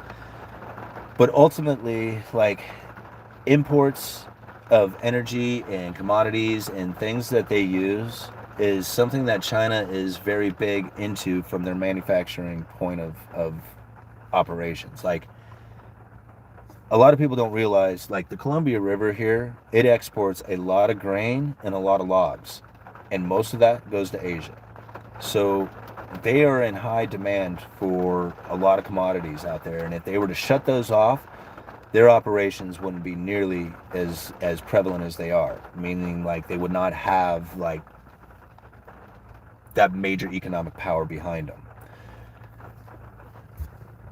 The globe needs, like, trade, in order to operate. There's very few nations that have everything that they could possibly need within their own borders. The United States is one of them. I mean, they could do it if they wanted to. There's very few nations that are that resource rich that can make it happen. China probably could do it themselves, but most likely they would have such amount of starvation and pain and disarray that they wouldn't attempt to do it. I mean, it's either by force or by choice, and I don't think they would do it by choice. Everyone should be preparing for hard times without services. Be prepared, you are next. Yeah, DeLone Voice, I totally agree with that. I mean, everybody should be prepared. Be prepared. I mean, one of the more popular videos that I put out on this channel was Your Time to Prepare is Gone. It was just before the pandemic kicked in. And I said it then, like, if you were not already prepared, everything after this was going to be harder, more difficult, more expensive to get. I was absolutely right about that. I don't try to scare people into their actions, right? I just try to give information out there and hope that you guys can use that information for the best decisions that you need to make for yourself. But if you didn't pick up a 50-pound bag of rice and a 50-pound bag of beans prior to all this stuff and you still don't have one, you're not in the right state of mind. You're not prepared, and you are going to feel some serious pain going into the future. You need to have that sort of mentality. I need to constantly have a 50-pound bag of rice and 50-pound bag of beans, right? It's not much. It wouldn't even get you, it wouldn't even last you that long. But it's the mindset that you need to be in. If you don't have that mindset, you won't be prepared. You're going to be out in the middle of that river on a nice day, and then one day the waves are going to pick up and the wind's going to pick up and it's going to start, the fog's going to roll in and you're going to be like, or something, and you're going to be in trouble. And you're going to think, man, I wish I had done some sort of prepping before all this. Haha, medic, look up the 80s, 2010. I don't know what you guys are talking about. You need an income that exceeds your expenses. That's the bottom line. Absolutely right. I mean, it's not just like you need an income. You need, like, to me, I have my day job, right? It's a good day. It's a good job, right? It pays well. It has benefits. I like my boss. I like what I do. It's good. But if you're ever to succeed in anything, you need side hustles. I mean, that's really where it happens, is you need something like a side business or a side job or a side hustle of something. And to me, having YouTube is perfect, because not only is it a side hustle for me, but then it pays me when I'm sleeping too. As the videos get watched and people are watching the channel, it pays you when you're not working on it. So I put out, the effort of coming out and hanging out with you guys, which doesn't really feel like effort to me. It feels like a lot of fun. But for that, the ad revenue kicks in later on as people go and watch the video. So that type of thing, having something that pays you while you sleep, even if it's not that much, that's the type of things that you look for, right? Passive income, alternative incomes, anything that is beyond what it is that you work for your daily life. Like, this job that I have, it pays for my life, right? I get to go home, I get to eat, I get to turn on the power. Everything else in my life after that, if I want anything, if I want a retirement, if I want vacation, if I want any other thing outside of there, I have to go and do a side hustle to get it. And that's unfortunate. I mean, it's not unfortunate, it's just the way it is. I mean, it's the way it goes down. So yeah, having like side income or side gigs is ultimately the way it goes down. And I need to do an interview with my buddy Dale Murph. A lot of you guys, if you're local here, you'll know him. He didn't invent, but he makes a clam gun, right? So, and I've talked about him before in the past, but he does this for a side hustle. He has these clam guns that he sells, and he sells them all over the world, right? He sells them on Amazon and whatnot. But this is what he did for side income. This is what he did to build his retirement up. This is what he does for everything beyond what the job provides. and it's an awesome little business for him. It's called the Claminator, if you wanted to look it up. And yeah, Dale Murph is the guy's name, and he does a great job on this. And I really like to get his story and have him tell it to you guys, because this guy's a mover and a shaker. He told me when he was 6 years old, he mowed 6 to 7 years old. It took him a year, and he mowed lawns for the neighbors, like all over his neighborhood, until he was able to buy a motorcycle. He bought like a little, a little Honda 80 or something like that. But he worked as a 6, 7 year old all summer long because he had a goal of a motorcycle in mind, and he paid for it on his own. Like he went out and bought it and did it all on his own. And that's the way this guy kind of is. Like when you talk to him, he is always wheeling and dealing. Like he's looking at deals, buying cars, selling things. This is his mindset. And that's the type of mindset that you need to be in if you want to have that sort of income, that sort of steady flow of money rolling in. That's the type of thing that you need to do. It's much like prepping, to constantly think, do I have that 50-pound bag of rice? It's very much the same. It's the mindset that you're in. All right. Wow, we've been out here for a while, an hour and 20 minutes. Very cool. You can hedge against high gas prices by buying energy stocks the way you get paid for higher gas prices. If they fall, you also get paid by paying lower prices at the pump. Use math to calculate it. Yeah, that's one way to look at it. Not sure if this was mentioned. Did you see that the Russian government pegged their currency to gold? They're going back to the gold standard by the looks of it. It will help against inflation. Now, I did hear that Russia was buying gold again, and I did hear that they were buying them from the banks in order to provide liquidity to these banks. But are they actually backing the currency with gold? Is that the actual case of it? I'd have to go and read up on that one. But I thought it was just like gold sales that were taking place through the central banks and stuff. I don't know. Anyway. We'll have to read up on that one. The gold domino has begun. Yeah, what's the gold price right now? Is it still like right at 19? The Russians have planned more than small invasion. Yeah? What are they planning? I mean, how much farther are they going to go? How much can they do? And then what will be the point of it all? Like, I can understand them trying to take over Ukraine for their agricultural and exports and their just strategic locations and stuff.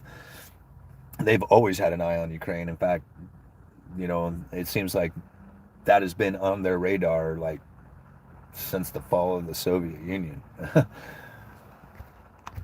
All right, the West has stopped Russia from SWIFT, yet the West is still buying oil and gas, all part of the ESG. Yeah, I would imagine. Price is 1938 for gold right now. Yeah, so it's not going to be too much longer. I would imagine it being up over 2,000. Again, once people start getting into it as a safe haven, honestly, I think people are probably going to get into silver at some point. And once the idea of just having, if it was in the news that everybody should have an ounce of silver, the price of silver would be through the roof. But they don't put that in the news. What they put in the news is how everybody can be a political genius in understanding what's going on over in Russia and Ukraine. Market crash soon. Yeah? I'm guessing July. I'm going to guess in July, because July is probably, let's see, March, April, May, June, July. That would be about 4 interest rate hikes. I'm betting in July. That will put us at, I think that was also mentioned in the speech. When we get done uploading this video, when I'm done with this, I'll go and find that link and I'll put it down in the description of this video. But I'm pretty sure he actually said that month, July, is where they were going to consider the balance sheet reductions. I think right there, that's where you're going to probably see the biggest issues taking place with the market's perceptions. Is going to be right there, where the interest rates get to a point where the Federal Reserve feels comfortable about raising or lowering the balance sheet, or start doing the balance sheet reduction. Uneducated Economist, you would love Earl Nightingale's The Strangest Secret. It's on YouTube and only 30 minutes. Been around since the 50s, and his voice is so smooth to listen to. Right on. All right, what is that called? The Strangest Secret. Yeah, sounds good. All the poor fighting each other while the rich watch and enjoy the show. Yep, ain't that the truth? I mean, that's really how it goes down, because at the end of this, there is nobody who's going to, none of these rich elites who profit from all this are going to give one rat shit about anybody who died. You know? It's one of the reasons why I am not a proponent of war. I am such anti-war, you wouldn't believe it. Like, I am. It's not like just being a pacifist. Like, I am anti-war just because of that fact, that a bunch of young, poor people will end up dying, and rich elite will profit from that. It just sickens me. I'm not down for it. As Russia got demonetized from the dollar, what have the Russians done? They have begun using euro. They're going to use euro. They're also getting into gold, and they're getting into Bitcoin. I hear that Bitcoin in Russia on the Russian exchanges is what, like trading $20,000 more than anywhere else. I mean, that's incredible. So like Russians are very much into trying to get a hold of Bitcoin. And you know why? It's because it's out of that third party. It's away from the government rule. It gives people the ability to do transactions with each other unregulated, unchecked. Like if you have a private wallet and you have access to the internet, there ain't nobody stopping you. I mean, there could be governments who could be watching. They can see it happening, but they can't stop it. And that's what's so awesome about Bitcoin. Is that you can trade with anybody anywhere in the world, and there is no government who's going to say that you can't do it. I mean, they could come and like say, "Hey, because you did it, we're going to punish you," but they can't stop you from doing it. In fact, government can't stop you from doing anything. Right? You can do anything you want. Whether you get away with it or not is another story, or if they kill you, that's a different story. But you make decisions whatever you do on your own. The Articles of Confederation invited Canada to join the U.S. You may find this interesting thing to read upon. Yeah, I probably would. Government can stop anything. No, they can't. I mean, they can do it for a while. They can try, but eventually even the government said, like, from prohibition, right? When they were trying to keep people from drinking alcohol, ultimately, what did they say? You can't stop the people from doing what they choose to do, right? Because that's what's going to happen. You just cannot stop them. You can make a bunch of rules and regulations. You can force. You can do all kinds of things. But once the people have decided that they're going to do it, then it happens. It's just going to, like, tearing down the Berlin Wall. I mean, the people just finally had it, and it was like, this isn't going to work anymore. We're not going to deal with it. And eventually, it just took one moment to start causing it to avalanche into full-on teardown. I mean, yeah. I mean, governments can try, and people can obey. I mean, you saw what happened here with all the mandates and masks and stuff like that. I mean, but there's plenty of people out there who refused to get vaccinated, refused to wear masks, refused to do all the stuff, and their lives didn't end. The government didn't come and take them away. Although there was plenty of people who were threatening that they were going to go door to door and like lock people up for not abiding. I didn't believe it for a second. All right, Guy265, thank you so much for the $50 super chat. Very nice.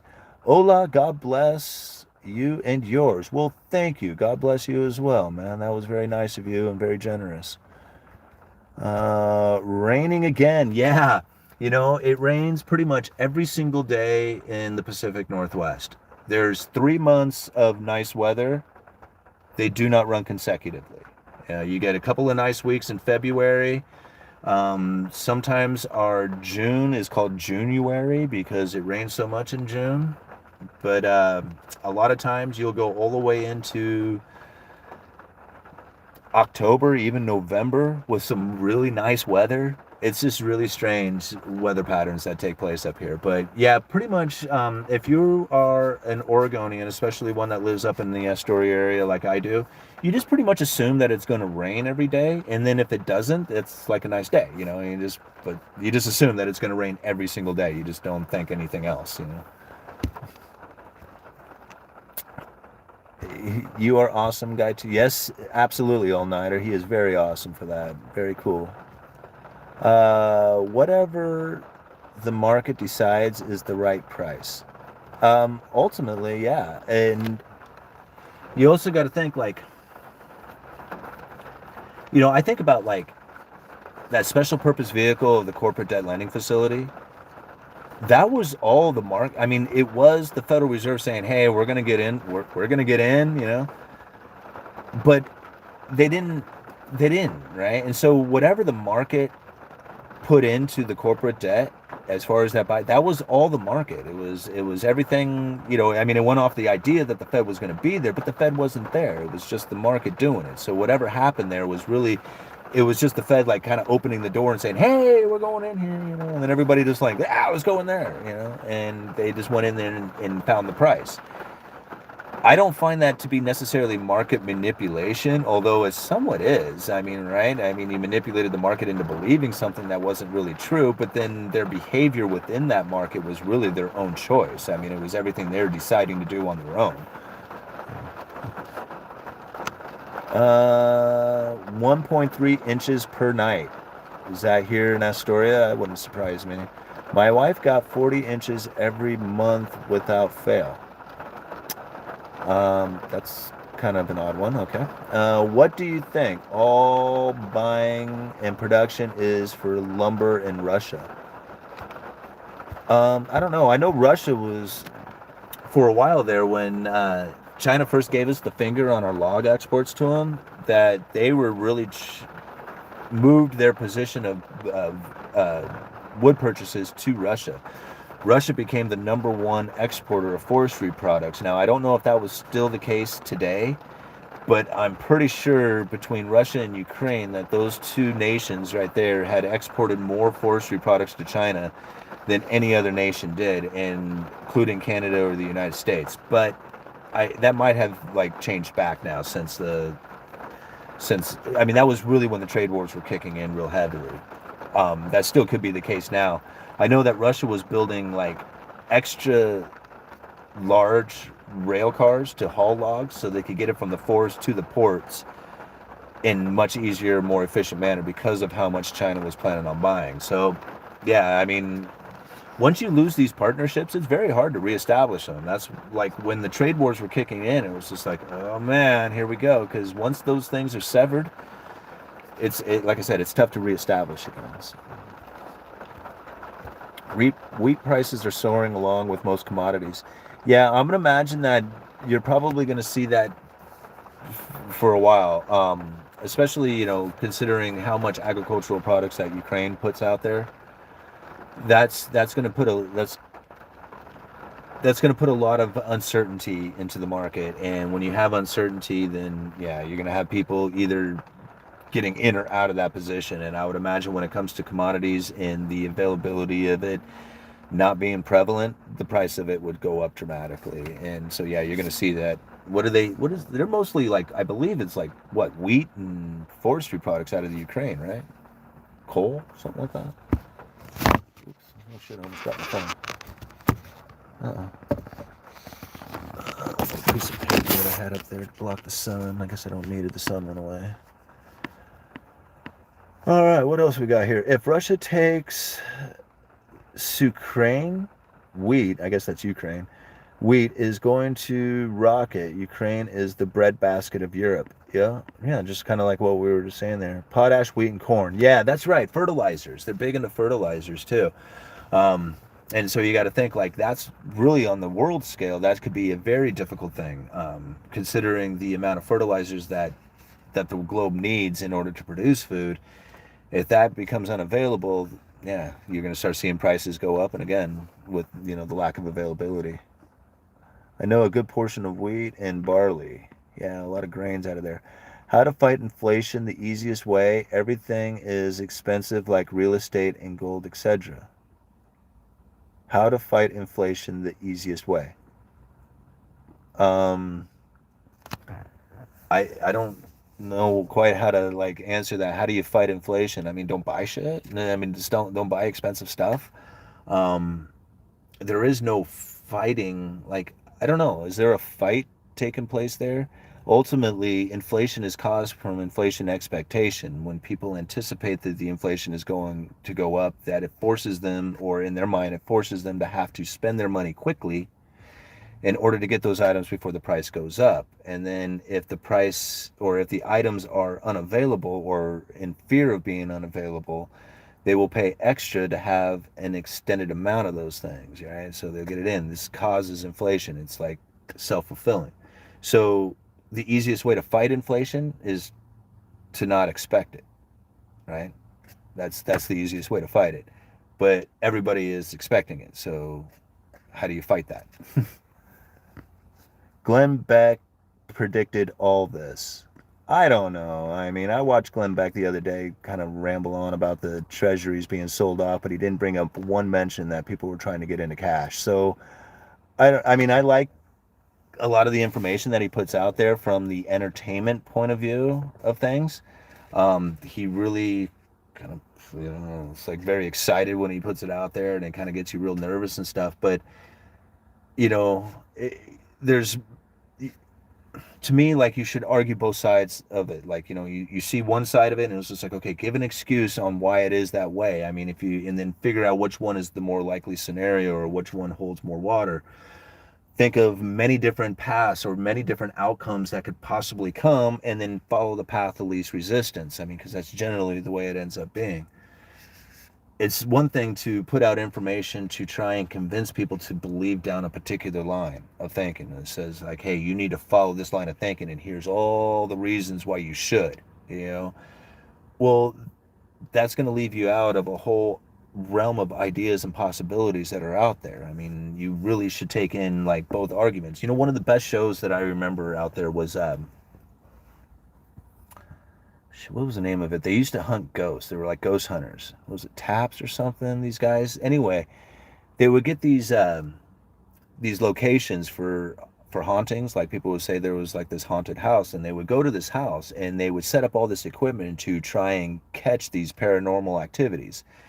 And then once they had set up all this equipment and experienced the haunting or whatever, then they would go back through and, like, filter through all this evidence that they had gathered, while they were doing their recordings, and try and find, like, anomalies, and find, like, voices or the paranormal experiences. Once they had found those things, then they want to try and disprove them. Like, what caused this to happen? Why did we experience these things? Why are they occurring the way they were? Once they were able to disprove them, then they realized that these hauntings were really made up of a lot of imagination, or just, like, conditions of the house that were causing it themselves, or something like that.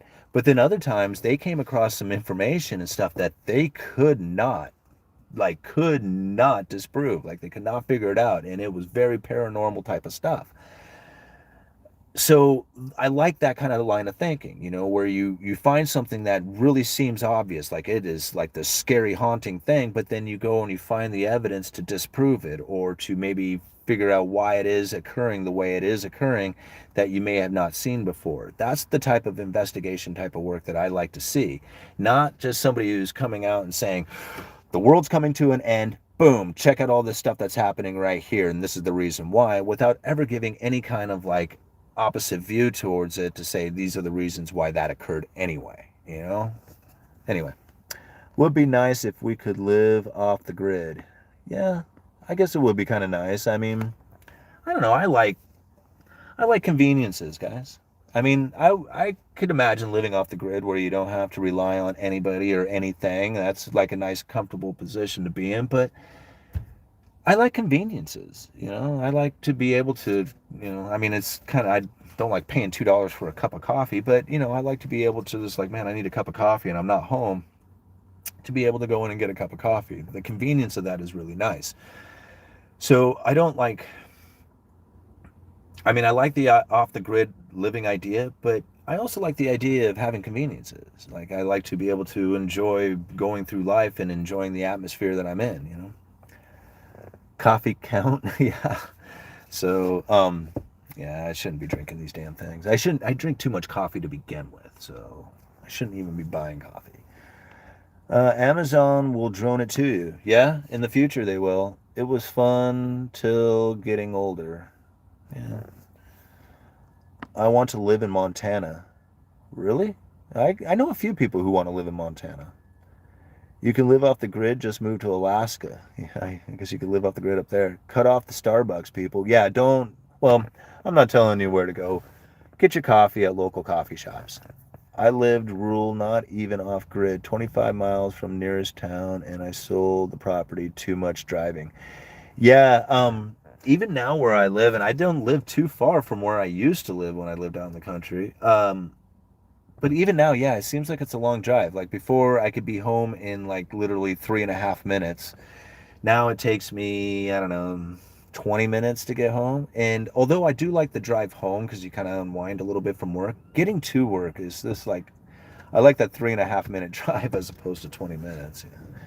And then we do have a convenience store, like, a little grocery store that has stuff. But, if you forgot like something that you need in a town, it's just like, man, now you got to drive all the way into town and it costs that much more because you got to spend that much more in gas and stuff to get there. So living out of town is nice, but it's not very convenient.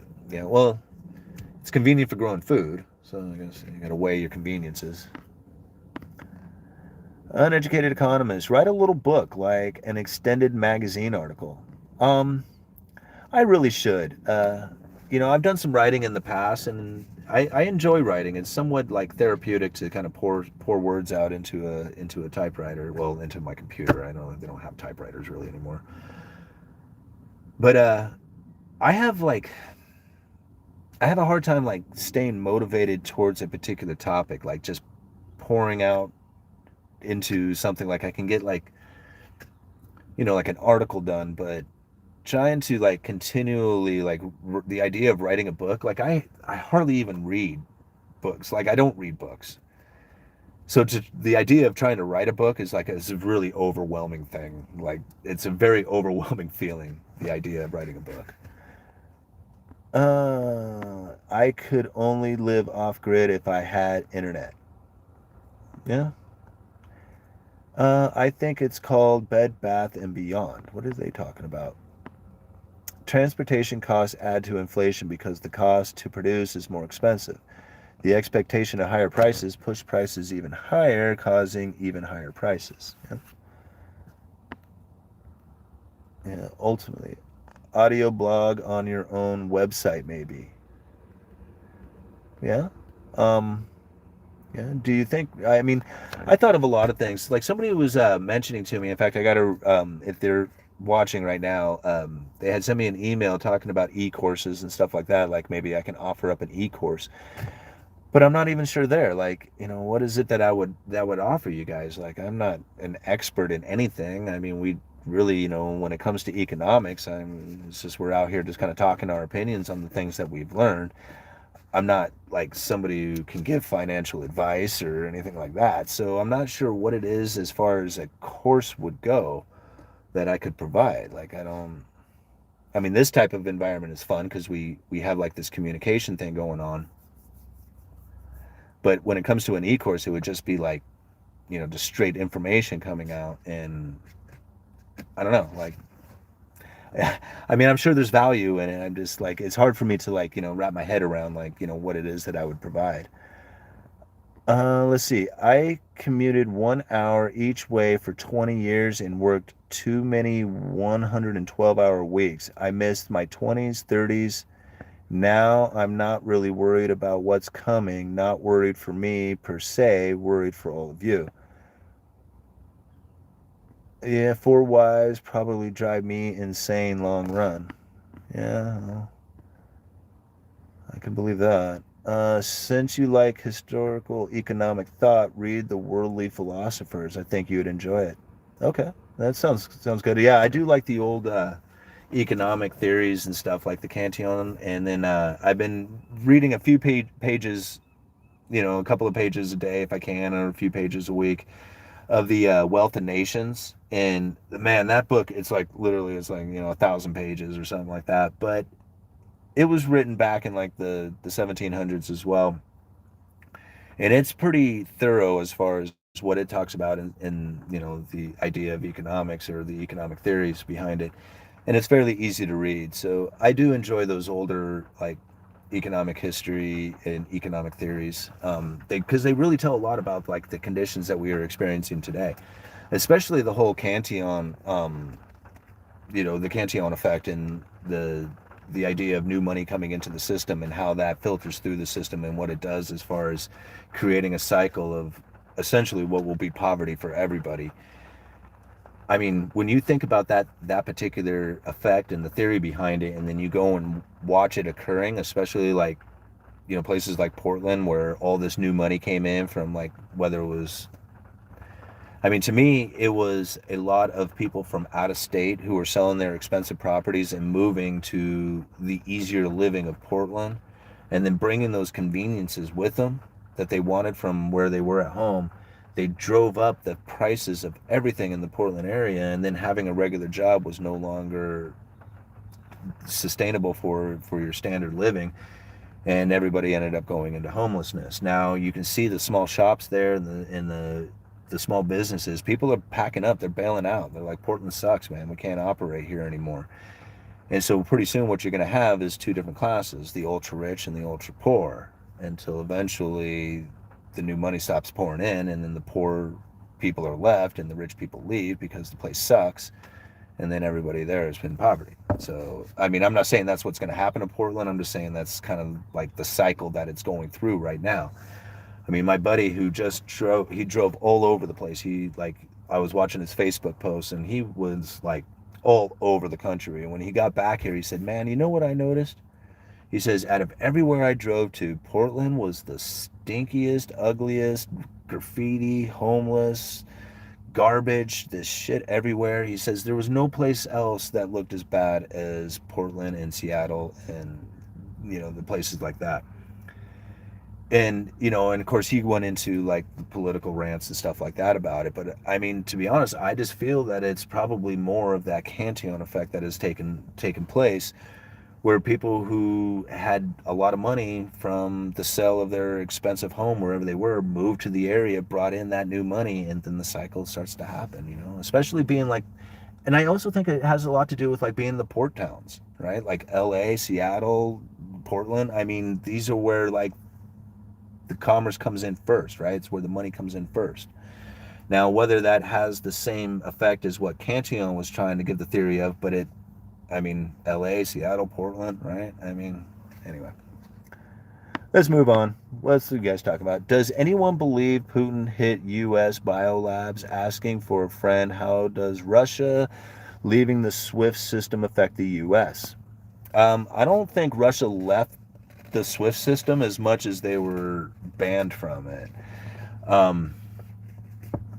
How will that affect the U.S.? In the long term, I think it can have some pretty big issues with the rest of the nations around the world looking at the U.S. as a bully, saying we don't want what happened to Russia to happen to us, so we're going to find another way. That would be like the bigger concern, in my opinion. Alrighty. What do you think?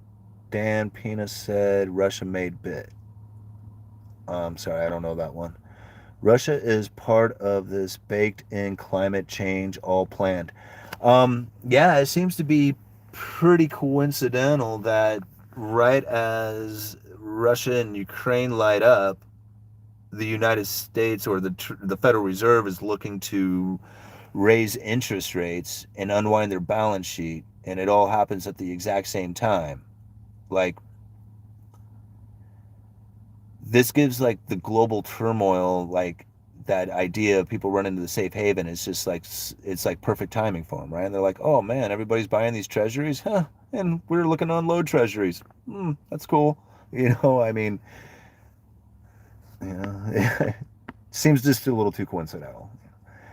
They have their own version of SWIFT. They do. The only problem with it is that you need to be on a bigger scale. Like, you need to be able to do trade with everybody. It's like kind of having a messaging app that only you and one other person use, right? It's just like, I don't like Facebook. I don't really like Messenger. However, Messenger seems to be the one place that you can go to talk to anybody, even if you don't have their contact information. Like everybody is on Messenger. So I don't like using it. I don't want to use it. When I communicate with my family, I use Telegram. I use Telegram and I encrypt the messages because my messages between me and my family are private. They're not meant for anybody else to see. All the rest of the stuff, the Gmail, the Messenger, all the rest of the stuff, the communications that I use with my phone, I know third party is watching that and they're seeing those things. They're getting all that information. But when it comes to a private communication with me and my family, I use Telegram and I encrypt those messages.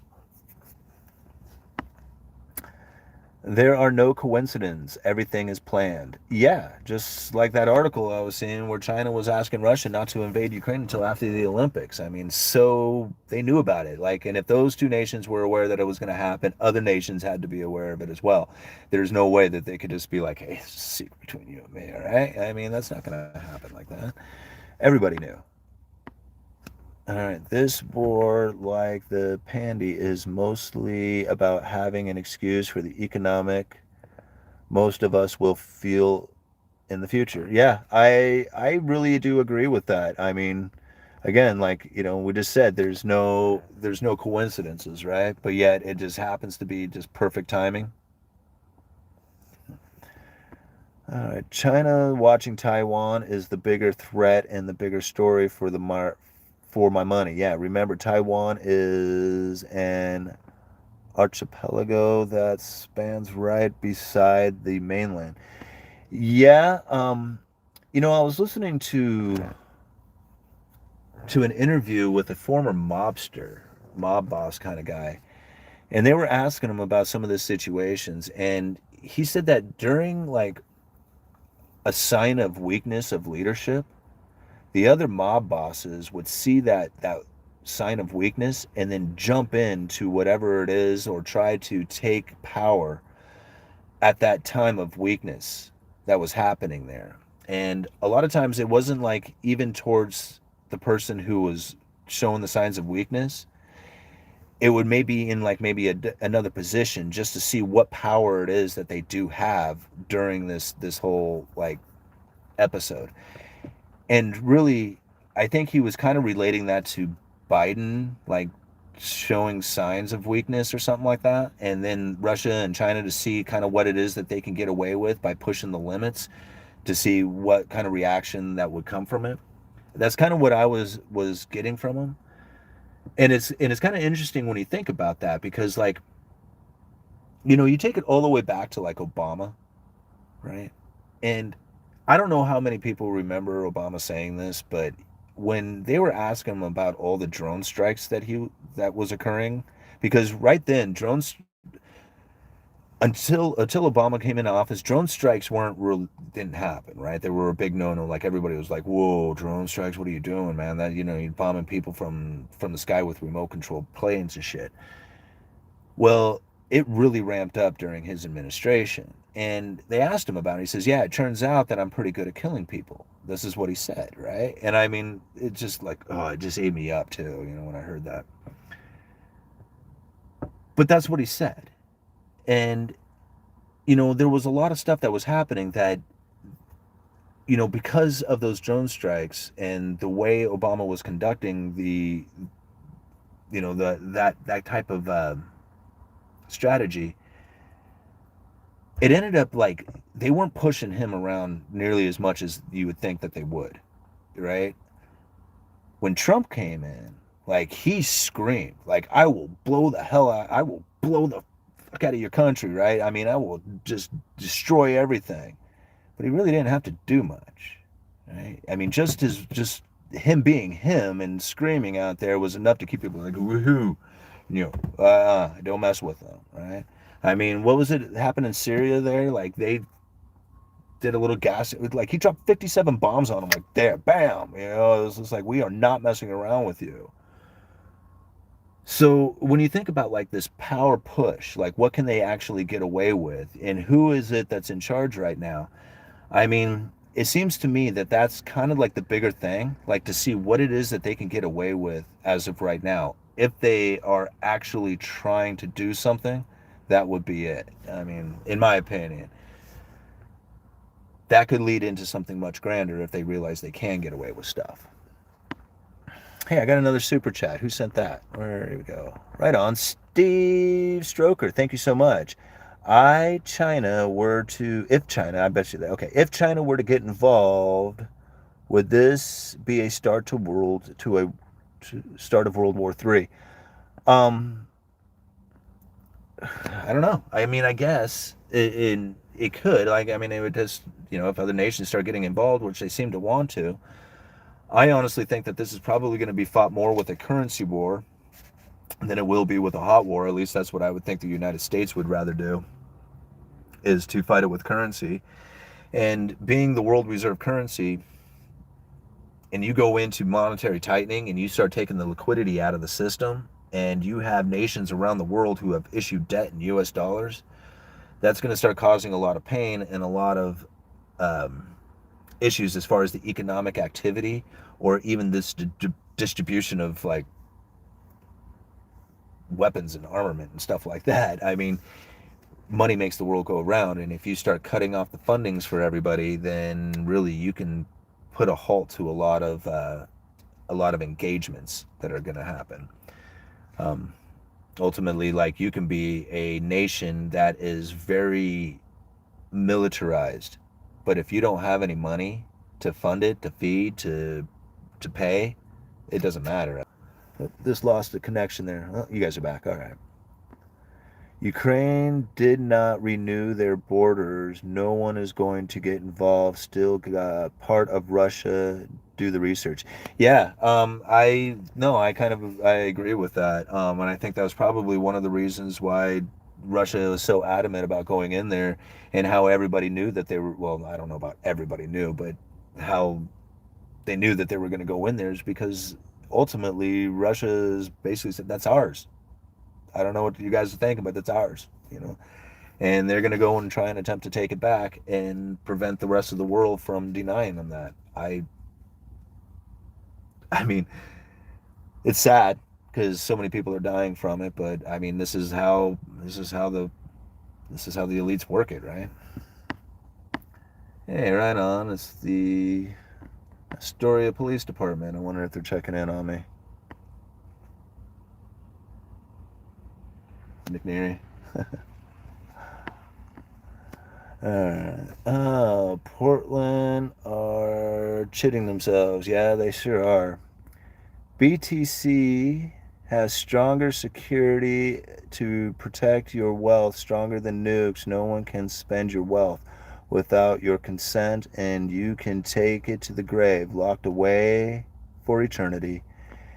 Yeah, I totally agree. That's one of the reasons why I like the Bitcoin so much, is because, yes, it is an absolute security issue for me. There's nothing else that's quite like that. I mean, even physical gold is not as secure as Bitcoin can be. Somebody can steal that Bitcoin. If you memorize the private key to a Bitcoin wallet, like you memorize the entire key, you can lock all your money up in your head. Go to jail, cross borders, have everything in your life stolen, have it all taken from you. But as long as you can memorize that key, you have everything locked up inside of your head. There is no better security than that. And there's nothing else that can be quite like that.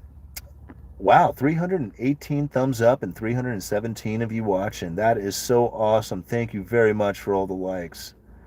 BTC must be custodied correctly, which is not difficult. Okay, yeah, it does need to be secured.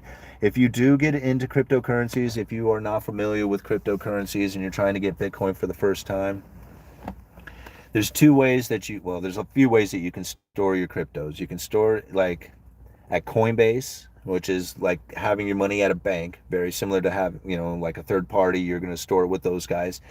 Secure from the fact that if you do happen to forget your password or something like that, you just like, hey guys, I need to get back into my account again. When you have a private wallet and you lose the private keys, you're done. There is nobody who's going to rescue that. That is like, you might as well have pitched your silver into the river out there or something like that, because it's essentially the same thing. You're not going to get it back, or the idea of getting it back is going to be so difficult that you're going to have a hell of a time trying to find it, especially if you have no idea what that private key is. Now, I lost the private keys to an Ethereum wallet. I have the majority of it. It's 64 digits long, and I lost the last 12 digits of this key. So maybe someday in the future, like if Ethereum and the tokens that I have in that wallet go to an exorbitant amount of money, I might be able to say, hey, I have the first handful of digits to this damn key. If you can figure out what the last of it is, I'll split it with you or something like that. I may be able to find a hacker who can find the last 12 digits of that key.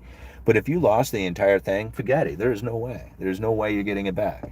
So even still, like, losing that damn Ethereum wallet keys was just a bummer, you know. But those are sort of the things you have to go through in order to make sure that you don't do it again, you know, because people warn me constantly about that. They're like, secure your keys. I'm like, yeah, I got them written down, no big deal. And now they're gone. I have an awful memory. Yeah, you know, I do too, but you can remember some phone numbers, you know, if you can remember three or four different phone numbers, and you know, you can ultimately remember a private key to a Bitcoin wallet. Crushing, yeah, it sure was. Whether you agree with BTC price or not, the beautiful thing is the free market decides. That's right. It does. And a lot of, you know, and that's another thing that people were like, you know, Bitcoin will be worthless when the exchange is shut down. No, it won't. It will be worth something. It was worth something before the exchanges. The protocol never stopped working. The program always functions. Like, there was never a time when Bitcoin didn't work, right? There was a time, like, I watched it, the Mount Gox crash. Like, I was watching Bitcoin at the time, and I'm like, wow, this Mount Gox is like, it's crashing, it's failing, there's something going on here. And it went all the way to zero. I mean, Bitcoin was trading for literally zero, nothing. But, you know, the program kept ticking along.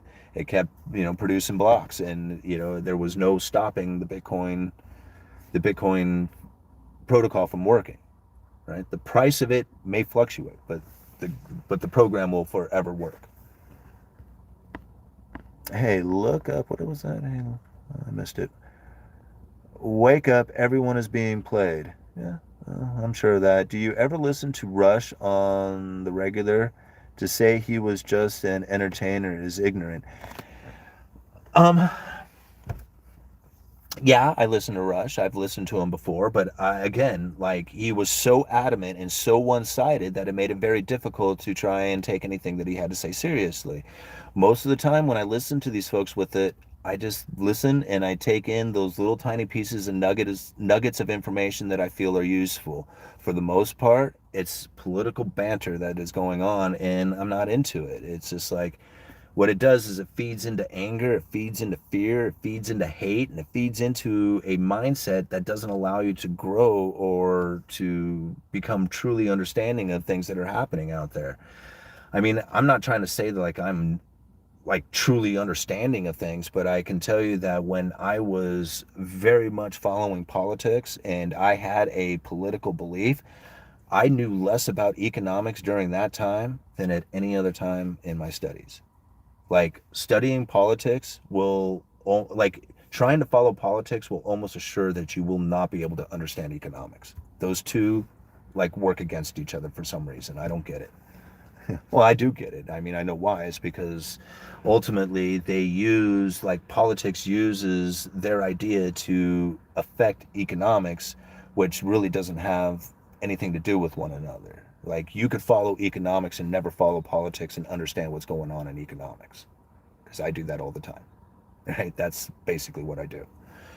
If you follow politics, you can understand a lot about what's going on in politics, but you won't understand the economy, right? Because those two just don't function very well together, right? If you try to truly understand one side or the other, you will miss out, because you will try to cross over these two ideas, and they don't cross over very well. They are very separated. A lot of people will argue with me about that. That's fine. I used to be very politically minded. I gave that up. I just follow the money. Now I only follow on economics and money, and I keep politics out of it. I come out here every day and I put out videos talking about economics. So I don't know. I mean, like, you guys do what you want. If you like politics, go follow politics. Let's see here. Economics and mathematics are totally unrelated. Yeah, because economics is more organic. It's more about perceptions, ideas, thoughts, where it is that you feel that you need to put money. Like that's what causes economics to take place. You can do all the math equations you want, but it doesn't mean that that person over there is going to behave in the fashion that you think that they're going to. And at any given time, they could just get pissed and completely change the way they do things. So yeah, it's very the the economy is very organic. I mean, extremely organic. I saw your CT central bank digital currency video. The Boston Federal Reserve is currently working with Algorand on implementing a digital currency. I'm against CBDC if we can make a buck off of what's inevitable. I'm not sure what it is that you would do to make money off of the central bank digital currency. Yeah, I'm not sure what it is that you could do. I mean, I guess somebody will figure it out. Um, Ultimately, I don't think that the central bank digital currency will even be noticed by most people. Like, they're going to be conducting their business as usual. They're going to be making their online purchases. They're going to be swiping their debit cards. They're going to be doing everything like they normally do without any idea that they had been switched over to a central bank digital currency. And one day they'll be like, oh, I have been? Oh, I didn't know that. You know, that's how it's going to end up happening. Like, those who are aware of it, who understand it, they can try and avoid, like to try and navigate around the central bank digital currencies, maybe try and hold cash more, try and deal in the central bank or the cryptocurrencies, try and deal with gold or silver or something, try and find alternatives that will not be like part of that central bank currency system. But the idea behind that is going to be very frustrating and very inconvenient. And eventually you'll just get to a point where you will have a hard time like having a 9 to 5 job or anything else where you won't get paid in central bank digital currency. And then on top of it all, they're going to force you to pay taxes in it. So then you have to go and find central bank digital currencies to even pay your taxes with. So avoiding it is not going to happen. Like, yeah, I mean, you can try and avoid it as much as you can, and you'll probably find some ways to navigate around it. But for the most part, I think it would probably take about a generation, and everybody will have switched over, not even realized it, and there will be no cash in the system, and everybody will be using the beast system. It's just, I mean, I don't mean to be like, negative or pessimistic about it, but it's just the way it's going. So, I mean, fight it if you like. I mean, I'm going to try and do things that will hopefully protect me and my family from those kind of situations. But the idea that you're going to be able to avoid it altogether, I don't think so. I mean, you're gonna have to play part of their game.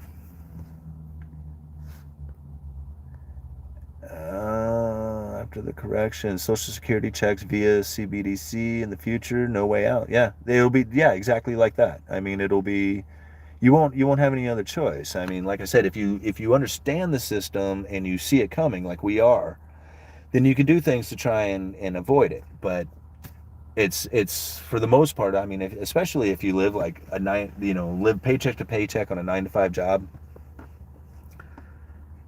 you're not gonna like your concern level of central bank digital currency is going to be so low, that it's like people will mention like you got paid in CBDC and they're going to be like, fine, I don't care as long as I get a tank of gas, I'm good, right? Because I don't have anything else after that, so what do I care? That's going to be the attitude of most people. Is Social Security insolvent yet? Well, yeah, I think it's been for a long time, but it doesn't matter because it's a debt of the United States, and the United States can pay all its debts, no matter what they are, no matter how much they are, they can pay them off. The only problem is we won't know if about the purchasing power. So, I mean, the idea that the United States won't pay its debt or will default or insolvent or something like that, I don't think that's the question. The question is like whether or not the purchasing power from those debts and those issues will be there. That's the bigger question. All right. Yep, always been insolvent. Yeah. If we buy foreign goods with dollars, we will continue to export dollars. Yeah, that's part of like, what was that Triffin's dilemma, where if you hold the world's reserve currency, you are obligated to provide the world with currency. How do you provide the world with currency? Well, the best way to provide the world with currency is to buy their stuff. Is that the case? If that's the case, wouldn't it be best to move out of the country then? If we're talking about the central bank digital currencies on that question, well, where are you going to go? Because all the rest of the countries are going to do it too. So it's going to be all part of the same system. I mean, it's all. No, it won't. It won't help to leave the country. I mean, unless you're planning on moving to some place that's you're going to live off the grid, and then not be part of any kind of government institution or tax-paying basis or anything like that. As if you're going to live like that way, then I guess it would be okay to move out of the country. But then at that point, you might as well just stay in this country because no matter what country you go to, they're all going to be doing the same thing. Hopefully, a few other nations will do like El Salvador and make BTC the official currency. I don't think they made it the official currency. They just made it legal tender, right? So that it can be used as a legal tender inside of their state to pay debts. I mean, that's really what they were saying there. But I don't think they made it like their official currency, or did they? I mean, I didn't hear that part. I mean, there's a lot of stuff that gets past me that I didn't realize. So. He's doing a long stream in order to get super chats. Yeah, send me some super chats, man. I mean, I only got like another 20 minutes before I got to go home. So send me as much super chats as you want. Who is that? Wall Street Insider exposes clowns, cons, and frauds. I like the name. Tons of good information here. Well, I appreciate it. Hey, man, I've exposed you and the clown show. Right on. You exposed me to who? Who did you expose me to, man? Because everybody was already here, so I don't know who did you take my name to and expose me. And then what is it that you exposed me of? Like being out here on YouTube talking about economics? Anyway. Onward.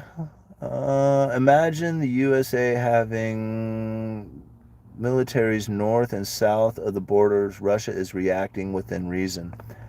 Yeah, I'm not going to argue that point. I mean, a lot of the behaviors of like the United States and the way that they conduct their monetary policies and sanctions and stuff like that is very much like fighting war. So I mean, just because you ain't firing a bullet or bombs or something like that doesn't mean you're not hurting people. So, yeah, I mean, I think everything is an act of war. Hey, there we go. Thank you, Glenn, for the $5. Cheers right back at you. I mean, the only reason why I'm out here right now talking endlessly about economics is for those super chats, so I appreciate it, man. That's what Wall Street Insider here is trying to say. Ask Peter Schiff about me. I exposed and owned him 10 years ago. Oh, really? And so Peter Schiff is out of the game now because like nobody listens to Peter Schiff anymore? Is that what you're trying to say? I mean, I see him out there every single day and he seems to have a huge following and people listen to him all the time. But you exposed him? For what? Anyway, let's move on. Would you prefer treasuries or muni bonds for fixed income? It depends on, it depends on what it is as far as the muni bond is. Like, I mean, that you're taking on risk just as much as anything else out there when you're going into municipalities. Now, granted, the chances of municipalities defaulting as opposed to like a corporation is much less. And then a lot of these muni bonds also offer a lot of tax benefits and stuff like that. So, you have to weigh those kind of options. I'm not really the investor type, like who would say like this one's better than that one. Those are some of the considerations within it.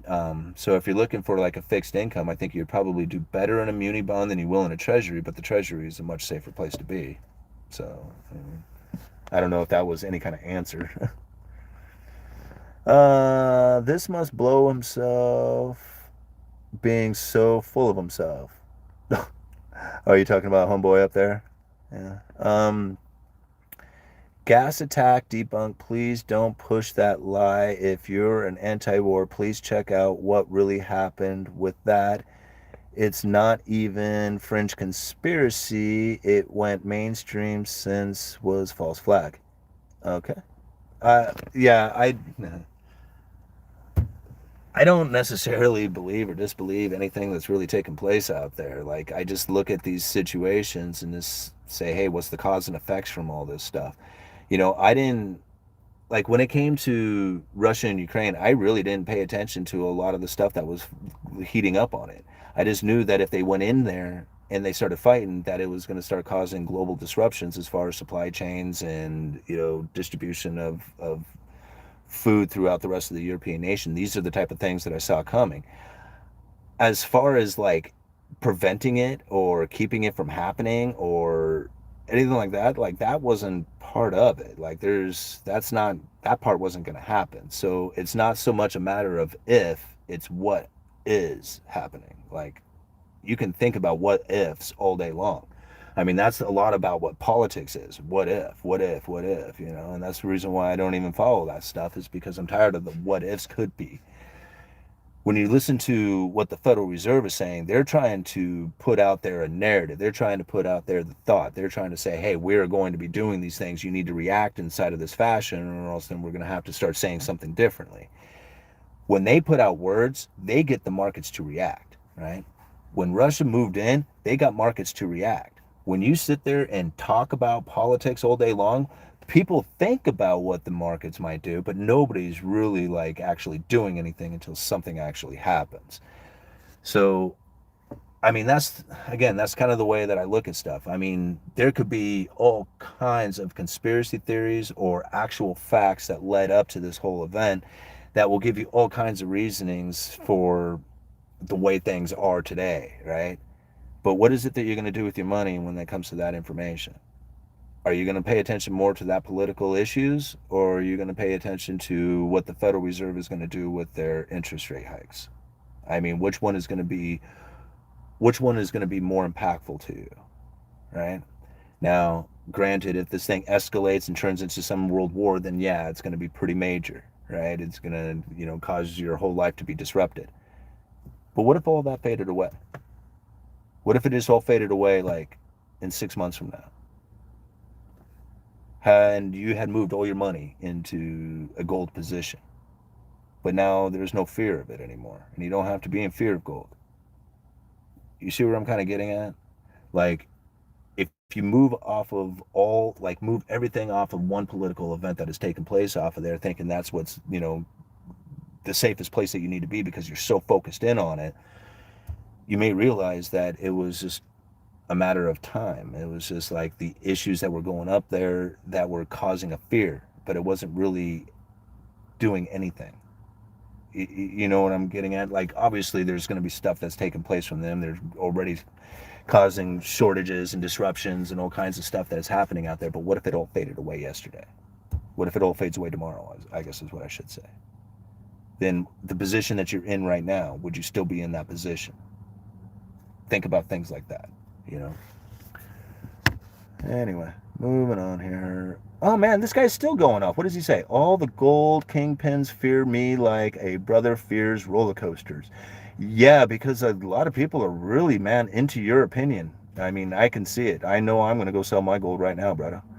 Why silver your preferable investment vehicle? It's not necessarily my preferable one. It's like, I have 3 places I go, right? Precious metals, cryptos, cash. And most of the cash goes to the bank because I don't have that much of it, so I'm trying to build up a savings. Trying to, So those are the three positions. Now, silver is my preferable one. For one, you can actually get a hold of it, right? You don't need a lot of money to buy a single silver round. Silver is much different in the sense of gold in that silver has an industrial use that has 50% of it being consumed. Most gold gets mined and stored. So when you think about if I think about the availability. If people were to get nervous about currencies, get worried about cash, get worried about their investments, and everybody decided that they were going to get just 1 ounce of silver, right? If every American went out, 65 million Americans went out and decided they were going to get 1 ounce of silver or 2 ounces of silver, just 2 ounces, it would practically eat up the entire world production. That's not counting like Canada, the United States, Mexico, China, Russia, India, European nations. If everybody around the world decided that they were going to get 1 ounce of silver, there simply just would not be any silver left. It would be all gone. It would be worth so much money. The amount of silver out there is very limited, and nobody is buying it. So that puts silver at a very low downside risk, in my opinion, considering where the prices of everything have moved to. So when you're buying into silver, the idea that you're going to lose money on it, yeah, it's possible, but most likely it's not going to have a huge downside to it. And then on top of it, it's away from the third party, the most important part. You do not have to rely on anybody else out there to protect your wealth. It's you who protects your wealth. And if the whole banking system collapses tomorrow, you still have your box of silver. It doesn't go anywhere. So that makes it very unique. It's away from the third party. It's yours. You own it. You hold it. And it's a valuable item that at one point was money and could easily become money again. So that's why I prefer silver over a lot of other stuff. And again, I love silver with all my heart, but I'm not married to it. If it runs up to, $150 an ounce, you bet I'd probably unload a bunch. What is your short outlook on the next 6 months? Into comparing to what? I think we're going to have economic slowdown. I think we're going to have the Federal Reserve raising interest rates. I think they're going to use price inflation as their main excuse for raising interest rates. But I think, honestly, that they're very excited about the whole idea of there being turmoil so far away from the United States, forcing people into the safe haven. That's the U.S. Treasuries. If they can get into, if those, that global investors out there go into the U.S. Treasuries, that would give the Federal Reserve a unique position of being able to not only raise rates, but also unwind their balance sheet with very little impact as the rest of the globe tries to get into those positions that they are getting out of. So it almost create like a neutralizing kind of effect. Which is kind of weird to think that, bad news would actually be good news for the Fed. So, which is actually, that's been pretty common for a while. Uneducated economists, ignore the haters. You're right. I shouldn't feed into it. All right. Maybe now is the time to buy some Russian equities. We've mentioned that before. Like, you want to buy stuff that's unloved, unappreciated, and valuable. Right? That was one of the reasons why I got into silver in the early days, is because it was unloved and unappreciated. It's one of the reasons why I got into dollars, is because they're unloved and unappreciated. Everybody thinks they're worthless. And it was just like, well, I can tell you that there's contracts all over the world written that are due in US dollars, and there's going to be a point in time when people are going to be looking for dollars and can't find them. That's when the dollar is going to go up. So anyway, I kind of forgot what I was talking about there. What was that? We come back because UE has integrity. Thank you very much. I really appreciate that. You guys being here and hanging out with me. Going on 2.5 hours now. I'm just going to give it about another 10 minutes, then I got to go home. My boys will be getting back from school. Haha, Russian equities. Yeah, it would be a tough one. Like, I would have a hard time, like, even when, when anything like that crashes, it's like, man, that's like the most, when there's blood in the streets, that's when you invest. And that's like the hardest time to try and get into something, is when you see it at its absolute worst and to think, yep, I'm going to go pick that up. But that's ultimately, that's how you make the big money. That's, a lot of people think that you need to diversify in order to have, like, a good wealth or whatever. But ultimately, if you want to be rich, you take all your money and you put it into one thing and one right thing, and you can become very, very rich doing that. I have yet to find that. So, UE, I want to buy silver, but feel like it's not worth it paying $10 plus fees and shipping costs with each purchase. Thoughts? I need to get out of cash. I like using the local dealers. So I like going down to my local, coin dealer down here in Astoria. It's Classic Coin. You do pay a bit of a premium when you go to them, but you don't have to wait for shipping. You don't have to pay shipping charges for it. You get to have it in hand. You get to see it for yourself, determine whether or not it's the item you truly want. So when it comes to purchasing silver, I like to use my local coin dealer. That's where I go to. But I've used the online dealers before. There's some really good ones out there. Some of them offer up some special deals occasionally. Like right now, I haven't seen a whole lot of them, but there's some times you can get, like, for signing up with them and buying a minimum amount, they will, like, send you extra bullion or something like that. So, there's deals out there you have to look for. But yeah, right now it's tough because the premiums are so high. So, all right. Hey, right on, another super chat. Thank you very much, Dave, for the dollar. Is buying a house now a good idea? Okay. I would say no, it isn't, just because the prices of homes are so high. I would have said that 4 months ago when I bought my house, because I did say that. I didn't want to, right? 6 months before that, I was doing my damnedest to try and find a place to rent and not buy. But when you're in Astoria and there was literally no places to rent, I mean, you guys remember the struggle I went through just trying to find anything out there. And I have a dog, and nobody would take dogs, like nobody.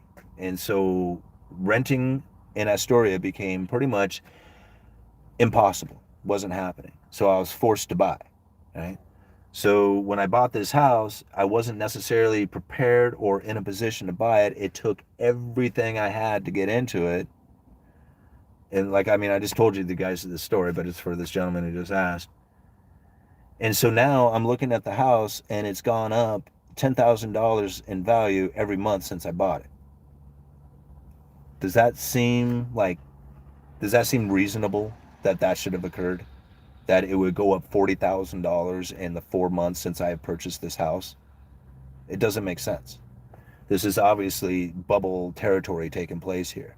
How long it can go for and to what level is beyond me, but I never thought this would happen. So if you're asking me if now's a good time, who knows, man? You might buy a house that goes up $10,000 a month too, but it doesn't seem very likely, and it doesn't seem very realistic that it should have. So I don't think now is a good time. But I didn't think 4 months ago was a good time. And I didn't think 6 months ago was a good time either. So, I mean, I guess you're going to have to make that decision for yourself. Like I said, I didn't think some of the stuff would happen that happened. So, here we are. There must be oil in the backyard of the house to increase that much. Yeah, right? I mean, it doesn't, that cannot be accurate. That cannot be right. I mean, like I said, this is going off of one of those Zillow estimate things, and it doesn't seem reasonable. And that's the only thing. I mean, things that don't make sense just really shouldn't make sense. That don't, they just, anyway, you know what I'm trying to say. I'm starting to have a trouble talking here. I just babbled on for too long, I guess. I don't think 2016 was a good time, and it just keeps going up. Yeah. What's it, Zillow is full of baloney. I totally agree. I absolutely agree with that. Like I said, I mean, that whole moving up that much just didn't make sense at all. So some car models have gone up on a lot recently. Again, it depends on what and where you are. Yeah, that's very true. True. Thanks again. Have you tried drilling? Yeah. You missed 2 super chats. Did I? Oh, I'll go back and find them. I'm sorry, man. Oh, here we go. Looks like Equin Susie Q. Thank you so much for the 4.99. And all right, and D Nuts. Nuts. Appreciate you. EU, knowing that you like crypto. Do you like XRP Ripple? Um, Thank you for the super chat too, by the way. For the $10, really appreciate it. I do own a little bit of Ripple. The thing about Ripple is that I've been following it for a long time, and since I had always had this idea that it was the bankers central, the bankers crypto, and I just kind of like was stepped away from the idea of holding like something that the bankers were going to be using or going to be participating in. It certainly seems to be a very prominent and used crypto when it comes to doing these bank transactions and stuff. I personally don't have a lot of faith in it, but it doesn't mean much considering how much other people do believe in it. Again, I was kind of like just taking that standoffish approach from like anything that had to do with like the bankers crypto, and was going more towards things that were more anonymous and more for the people kind of idea. That doesn't mean like I think it's bad. It's just that I just didn't get into it because of that. So, but I mean, just from some of the talks out there and stuff, it definitely seems to be a very prevalent crypto that doesn't seem to be going anywhere and is being used. So there's a lot to say for it. All right. Hey, thank you very much, Tigu Materia. How do I say that? Tigu? Hey, big fan, man. Have you listened to Jeff Booth yet? He will change your life. I haven't, but I guess I should. I need to go through all these comments because there's so many of you guys have been giving me some recommendations on people I should be listening to. I'll forget most of them if I don't go back through it. But I appreciate the super chat, and I will give Jeff Booth the listen to. Let's see here. I missed almost all this live. Can you please put it up so we can watch? Yeah, I will definitely post it up there so you guys can watch it. Oh, all right. I've been out here for 2.5 hours. You guys are just so awesome for hanging out with me. But I got to go home and meet my kids. They're going to be getting off the bus soon. And I thank you guys so much. Really appreciate it. Uneducated Economist. You guys let me know.